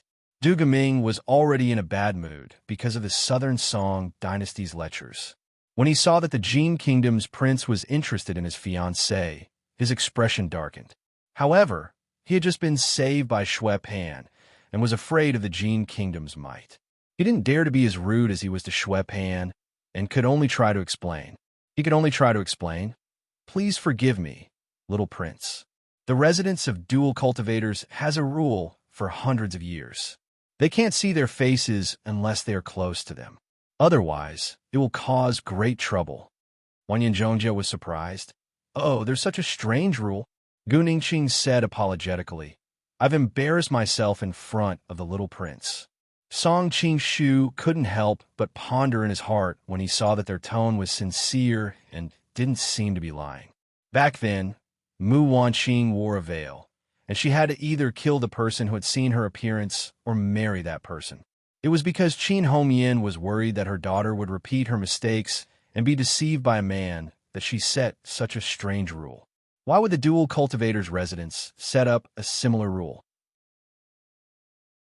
Could it be that the previous mistresses of the dual cultivator's mansion were too beautiful? As the saying goes, beautiful women are the source of trouble. Being seen by a man could easily lead to chaos and disaster. But where did the ancestor of the dual cultivation sect get the confidence to believe that every generation successor was a femme fatale? However, on second thought, the genes of Li Qiushui's family were also heaven-defying. Presumably, the dual cultivation mansion also had similar characteristics. Ask him about Peerless City. Compared to these gossips, Song Qing-shu was more concerned about more important matters. Hearing his secret voice sending, Wanyan Zhongjin nodded slightly and found an opportunity to ask, "By the way, what's the deal with the city lords over there? I don't think we have such a rule in the Central Plains." Gu Ningxing replied softly, "The Western region is different from the Central Plains. The Central Plains land is fertile and there are many cities. However, the Western region's environment is harsh. There are deserts everywhere and there's an extreme lack of water. Therefore, there will only be cities where there's a water source. Many of the rivers in the Western region are intermittent and will stop flowing most of the year. Therefore, there aren't many places where cities can be built. The more famous cities are Ili, Kashgar, Yarkand, Hotan, Kush, Aksu, Injizr, Turpan, Hami, and so on. Peerless City is one of them. In a sense, these city lords can be considered the rulers of a small country." Galdan took out a scroll of map and pointed as he explained, "Our Zunir Khanate's capital is Ili City. The Hui tribe's power is in Kashgar and Yarkand. These years, we've been working together. Together with the Ming dynasty in the Kunlun Mountains, we've fought against the Mongols together." Song Qingshu nodded. He finally understood the structure of the various powers in the Western region. Speaking of the Hui tribe, he thought of Huo Qingtong, whom he had met before. Not only was she good-looking, she was also very good at fighting. She led the Hui tribe to fight against the powerful Mongols without falling into a disadvantageous position. After their last parting, he didn't know if he would have the chance to meet her again. In addition, she seemed to have a marriage alliance with the Ming dynasty. Speaking of which, she should be Zhang Wuji, no, venerated Ming's fiancé. Should he remind her so that she doesn't jump into the fire pit? In the end, Song Qingshu rejected this idea. Although he had tender and protective feelings for the fairer sex, he would not ruin the important matters for a woman. Currently, the Western region was relying on the cooperation of the three families to stall the Mongols. If there was a problem with the marriage between Huo Qingtong and Zhang Wuji, the alliance between the two sides would be broken. In that case, the Mongols would be able to destroy them one by one. By that time, more soldiers would have to sacrifice their lives. In the past, Song Qingshu couldn't understand the behavior of marriage alliances in ancient times. He felt that it was shameful for men to sacrifice a woman's happiness in exchange for peace. But when he sat in this position, he slowly changed his mind. Because compared to the happiness of a woman, the thousands of soldiers and common people who didn't leave their names in the history books were much more important. Speaking of which, there was no news of venerated Ming ever since the Jinlong chess game. He didn't appear as planned in the battle for the Vulture Palace. This time, he didn't participate in the marriage alliance in Xixia as well. What was he doing? Regarding venerated Ming's silence, Song Qingshu felt a faint sense of unease. He had a feeling that venerated Ming was plotting something big. "Can you give this map to me?" Wanyan Zhongji knew that Song Qingshu was interested in these things. The countries of the Central Plains didn't know much about the situation in the Western region, so he asked Galdan. Galdan was surprised, but he smiled and said, "Of course, no problem." At this time, the silent Princess Guzi Xian suddenly opened her mouth and asked, "May I know who this young master is?" Seeing that her gaze fell on Song Qingshu, Wanyan Zhongjie cursed in his heart. Little vixen, how dare you come to steal my man?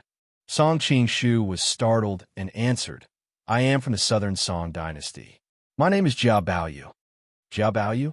That's a nice name, Gu Zixian muttered to herself. Wanyan Zhongjie curled his lips and thought to himself, Baoyu Baoyu, how could such a vulgar name be nice? How could it compare to my older brother Qingshu's name? This coquettish hussy is really lying through her teeth. Beside him, Du Ming's expression was unfriendly. He looked at Song Qing-shu with eyes full of hostility. Song Qing-shu was also depressed. He thought, your fiancée is taking the initiative. Why don't you blame her and hate me instead?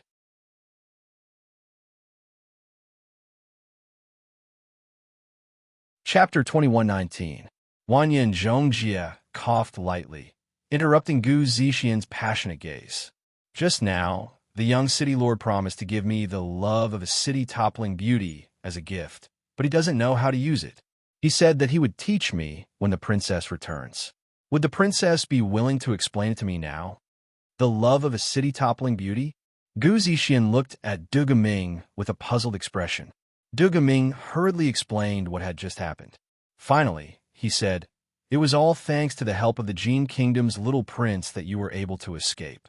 The one who saved us was someone else. What does this have to do with them? Gu Zixian muttered in a dissatisfied voice. What did you say? Du Ming was startled. He didn't hear her clearly. Gu Zixian's gaze suddenly fell on Song Qing-shu. The corners of her lips curled up as she swallowed her words. I didn't say anything. If the little prince wishes to learn the love of a city-toppling beauty, he must first find someone who shares his thoughts with him. That way, you will be able to learn it with half the effort.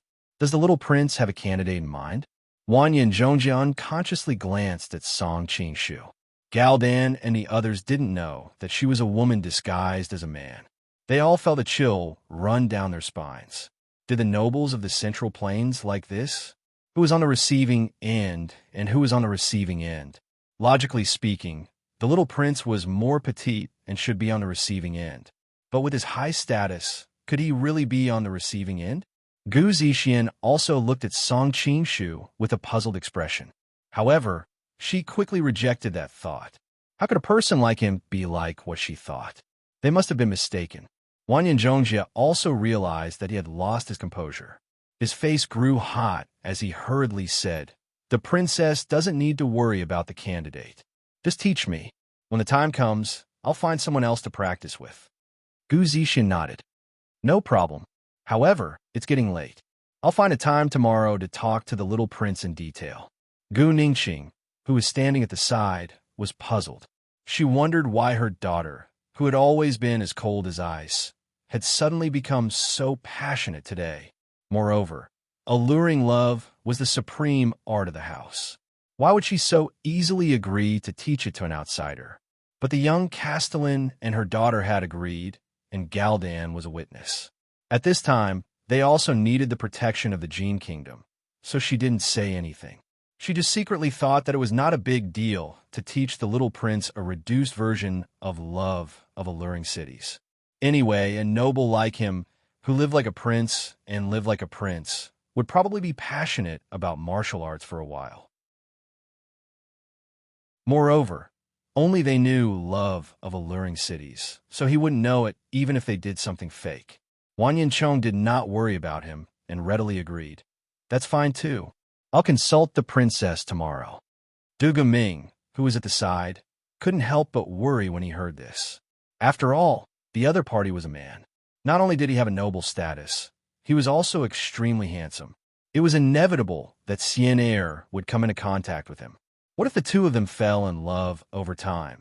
His thoughts were interrupted by Song Qing-shu's question.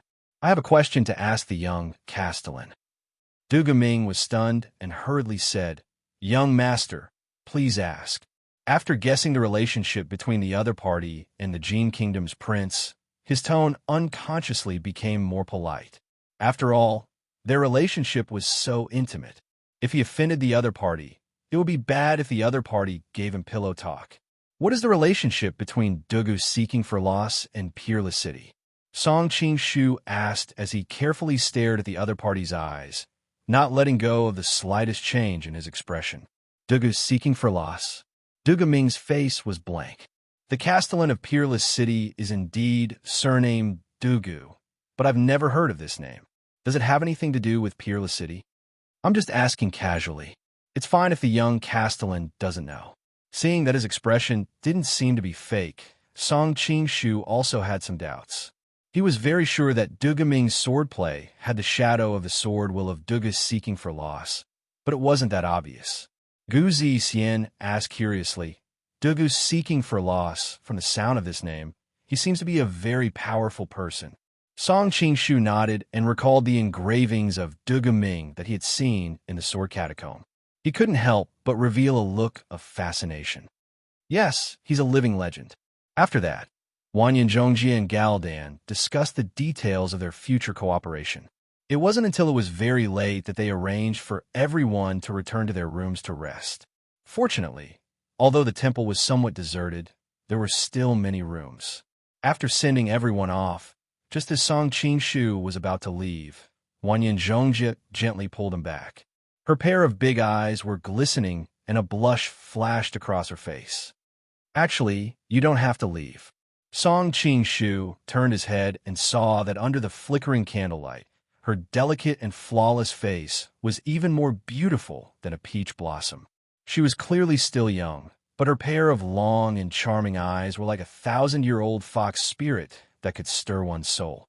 She really is a natural seductress. Song Qingshu's heart skipped a beat. Even though he was used to seeing beautiful women, he was almost defeated by those alluring eyes. With great difficulty, he used all of his willpower to restrain himself. Song Qingshu's throat was a bit dry as he said, "Don't mess around. Go bed early. Don't talk to me like I'm a child," Wanyan Zhongjie said with dissatisfaction. Song Qingshu couldn't help but laugh. "Is that not the case?" Wanyan Zhongjie puffed out her chest. "How am I small? Not to mention, some of my sisters in the capital already have children." Song Qingshu had to admit that in some aspects, she really wasn't small anymore. She had already begun to show signs of womanhood, and according to the customs of this world, she was old enough to marry. Unfortunately, Zhongjie, you should know that you and I... Song Qingshu sighed, but before he could finish, the young woman's cold fingers pressed against his lips. Wanyan Zhongjie pursed his lips. "I know what you want to say, but we don't mind, so why should you? Besides, this kind of thing is very common among royalty and nobility." Song Qingshu shook his head. "You don't understand. The place I came from is very different from your culture here. Forget it. It's hard to explain the reason behind this. You should sleep first." He was worried that if he stayed here any longer, even his strong would be softened. Wanyan Zhongjie tilted her head and looked at his back. After a long time, she smiled. "Although I don't understand what Brother Song is worried about, I'll be waiting for you." Song Qingshu, who had just left the room, almost stumbled. This girl didn't listen to me at all. He returned to the west wing of the temple, where the Southern Song diplomatic mission was stationed. He thought that Xue Baochai and the yellow-clothed woman would come to ask him a few questions, but the two women completely ignored him. With a wry smile, Song Qingshu went back to his room to freshen up and lie down. As a result, Wanyan Zhongjie's gentle gaze appeared in his mind. He felt an evil fire burning in his heart and couldn't fall asleep no matter what. "I really didn't expect to perform a scene where even a beast is inferior to that old joke." Song Qingshu sighed. At this time, a seductive voice slowly came from the west wing. Xue Pan had just come out to relieve himself. When he saw the other party, he immediately became spirited and excited like a pug. "Princess, what a coincidence. We really are fated to run into each other like this." The person who had come was the dual cultivation princess, Gu Zixian. She was also startled by Xue Pan's sudden appearance. "So it's young Master Xue." Xue Pan was even more delighted. When he saw her cold demeanor, he thought that she didn't care about men. It turned out that she had secretly remembered his name. Could it be that his handsome appearance had left a deep impression on her? "Princess, did you come to find me?" Xue Pan felt his mouth go dry, and his heart was about to jump out of his chest. Gu Zixian was startled and subconsciously shook her head. No, I came to find young Master Jia. Shui Pan's smile instantly froze on his face. In that instant, he seemed to hear the sound of something shattering. Recently, I've written a lot about Galdan and the cities of the western regions. Perhaps many readers don't understand this history, so I've used the form of a map to explain it. This way, everyone won't be confused. The official account was Monk Lu Ru. After entering the account and typing in the keyword Western regions, the relevant content would be automatically replied.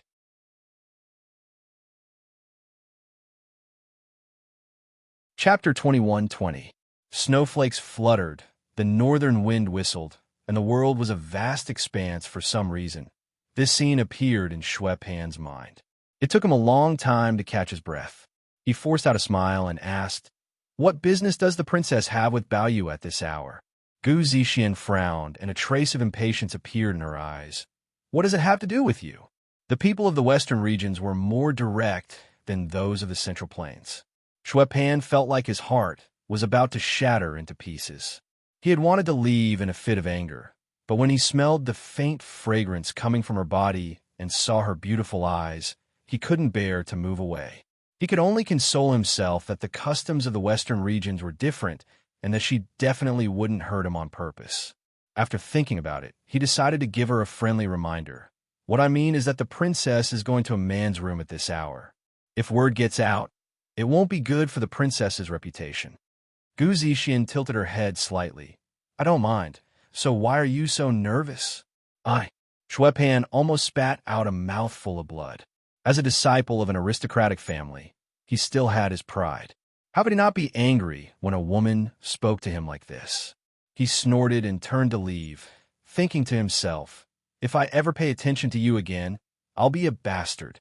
Seeing his back, Gu Zixian suddenly had a thought and called out softly, "Please wait a moment, young Master Shui." Hearing her call, Shui Pan immediately turned around and smiled flatteringly.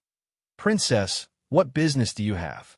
At the same time, he inwardly despised himself for being such a bastard. However, when he saw her tall figure and the faint fragrance in the air, his emotions quickly dissipated.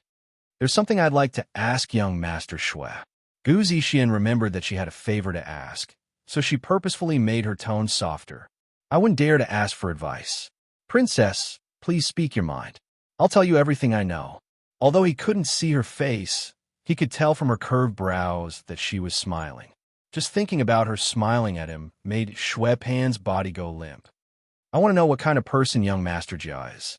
Gu Zixian looked at him expectantly. Shui Pan's smile froze on his face. Why did he suddenly feel like crying? "Young Master Shui? Young Master Shui?" Gu Zixian was a bit confused. "You don't know? I'll ask someone else." I know. Shui Pan had no choice but to swallow his words. "Baoyu and I are very close. We're close brothers." He gritted his teeth and spat out the words, "Iron brother." Gu Zixian blinked, looking very interested as she waited for the rest of the story. He could almost see the stars in her eyes. Shui Pan was about to cry, but he had to answer, "Baoyu is the son of the Prime Minister and the Privy Council Commissioner, Jia Sherdao." So it's a famous family. Gu Zixian's tone seemed to contain some joy. Shui Pan was on the verge of cursing. "I've told you about my family background before, and it's clearly more or less the same, but you didn't respond at all." His family background is indeed not bad. Unfortunately, his father passed away not too long ago. He's not as good as he used to be. Shui Pan thought, "Let's see what you have to say now." Gu Zixian cried out in shock. "So he had such a tragic life, but I can't feel it from him at all. It can be seen how strong of a man he is."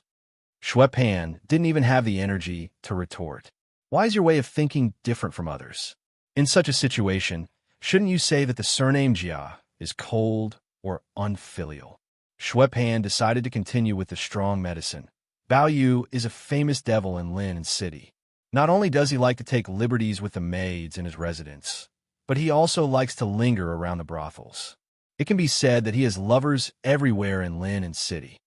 Gu Zixian blinked, opened her red lips slightly, and commented, "To be able to attract so many lovers, Young Master Jia is really charming. Shui Pan looked at her with a "Are you kidding me?" After confirming that she really thought so, he wondered if the women of the western regions were different from the Central Plains. Did they all appreciate this kind of thing? Therefore, he decided to reveal his glorious past appropriately. Actually, I didn't tell you before. Bao Yu and I are brothers, right? We often go to brothels together, and I have more lovers than he does. People call me the little overlord of linen. Unexpectedly, Gu Zixian frowned. So it means that you brought young Master Jia to such places before? Shui Pan faintly felt that something was wrong, but he still nodded instinctively. Gu Zixian said indifferently, young Master Jia is like an immortal. Young Master Shui shouldn't influence him too much in the future. Shui Pan felt that he was about to shut himself off. What was wrong with him just now? Why did he insist on staying behind to answer her question? However, seeing that she was so beautiful, he really couldn't get angry at her. He could only blame everything on Jia Baoyu. He thought to himself, that bastard, not only did he flirt with my sister, but he also flirted with other men. Now, he actually flirted with his future sister-in-law. As for Gu Zixian not admitting their relationship, Shui Pan didn't even think about it. He had already unilaterally declared his sovereignty over her. Oh right, does young Master Jia know martial arts? Gu Zixian asked the question she was most interested in. Martial arts? Shui Pan finally became spirited. That fellow Bao Yu is famous for being neither literate nor skilled in martial arts. With his scholarly and weak appearance, it would be strange if he knew martial arts. If Princess is interested in martial arts, you can find me. I am strong and strong. Moreover, I have learned a high-level martial arts from a famous teacher since young. You? Gu Zixian sized him up. His eyes were frivolous, his breathing was chaotic, and his steps were unsteady. Although he knew martial arts, it wasn't very high. Soon, she no longer paid any attention to him. Instead, she pondered about Jia Baoyu. Why did he hide his martial arts from the public? Could it be that he was guarding against some danger? Or was he preparing some scheme? As expected, he was a man full of mystery and charm. Seeing that she had more or less gathered enough information, Gu Zixian was no longer interested in wasting time with Shui Pan. She bid him farewell and walked towards Song Qingshu's room. After walking for a while, she suddenly frowned and turned around. She found that Shui Pan was reluctantly following behind her. Gu Zixian couldn't help but ask, does young Master Shui have anything else to say to me? And nothing. I'll be going back now, Shui Pan replied in a panic. Shui Pan replied in a panic. The other party's eyes were too bright, as if they could see through his heart. He couldn't even think of lying. Gu Zixian continued to stare at him until he turned around and left. Only then did she continue on her way. In a room not far away, Shui Baochai pushed open a crack in the window and gazed at her back. Just what was this woman planning to do? Was she shameless to go to a man's room so late at night? However, she had the responsibility of escorting the Southern Song diplomatic mission and didn't want to complicate matters. Moreover, the other party was a princess. She was also worried that it would cause a diplomatic dispute, so she didn't go out to stop her. The yellow-robed woman next door also had a pensive look on her face. Was she really after the Southern Song delegation? It seemed that she would have to raise her guard. Arriving at Song Qingshu's door, Gu Zixian stopped. Just as she was about to knock, she suddenly retracted her hand. She found that she was actually a bit nervous. How many years had it been since something like this had happened? In all these years, only men had been at a loss in front of her. How could she be nervous? However, she was nervous and her heartbeat sped up. She tidied up her clothes and confirmed that she hadn't neglected her manners before knocking on his door again.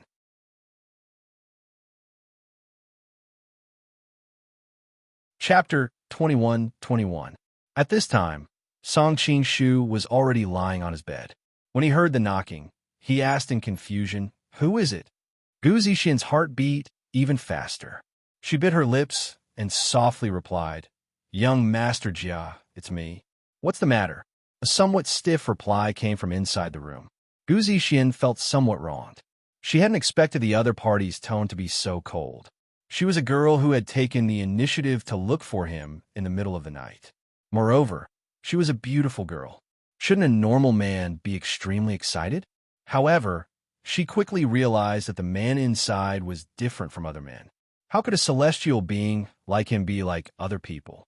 Shui Pan's fawning expression appeared in her mind. She could clearly sense that the man inside was extraordinary. Recognizing the voice of the princess, Song Qing-shu was also somewhat puzzled.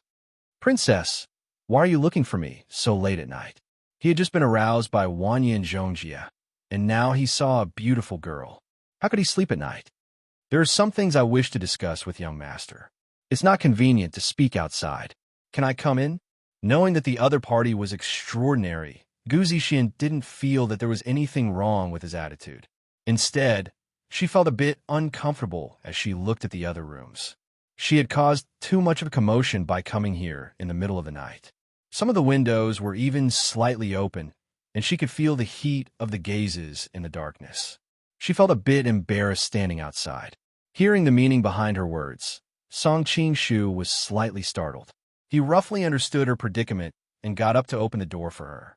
"Princess, please wait a moment." Why was he always so considerate? If a person was too outstanding, they couldn't hide it even if they wanted to. When he opened the door, he saw a tall and graceful beauty standing in front of it.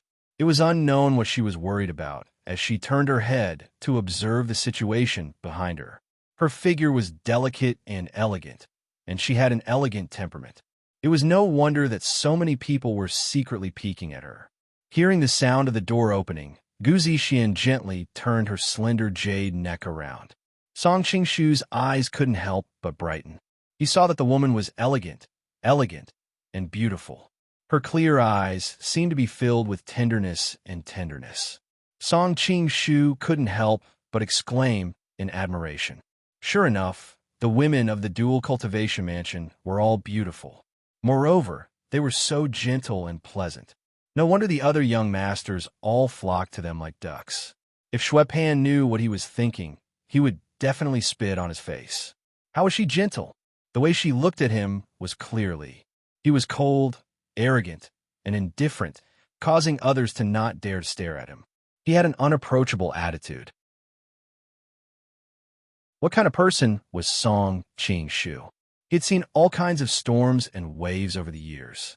A little girl, no matter how beautiful she was, could not make him feel uneasy. Being stared at by his gaze, Gu Zixin had a feeling that she was naked in front of him. However, this was different from those disgusting men who were full of obscenity and possessiveness. Instead, it was a kind of admiration that came from the heart.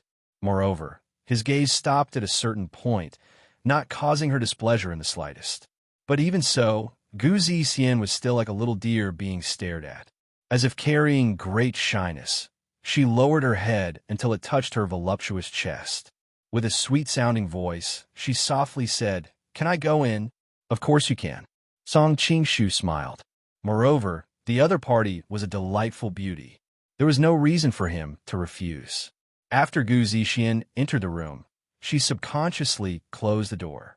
Seeing this, Song Qing-shu raised his eyebrows. "Princess, you're wandering around in the middle of the night.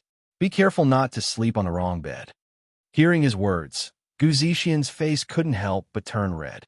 If it was any other man who said such words to her, she would definitely turn hostile and leave.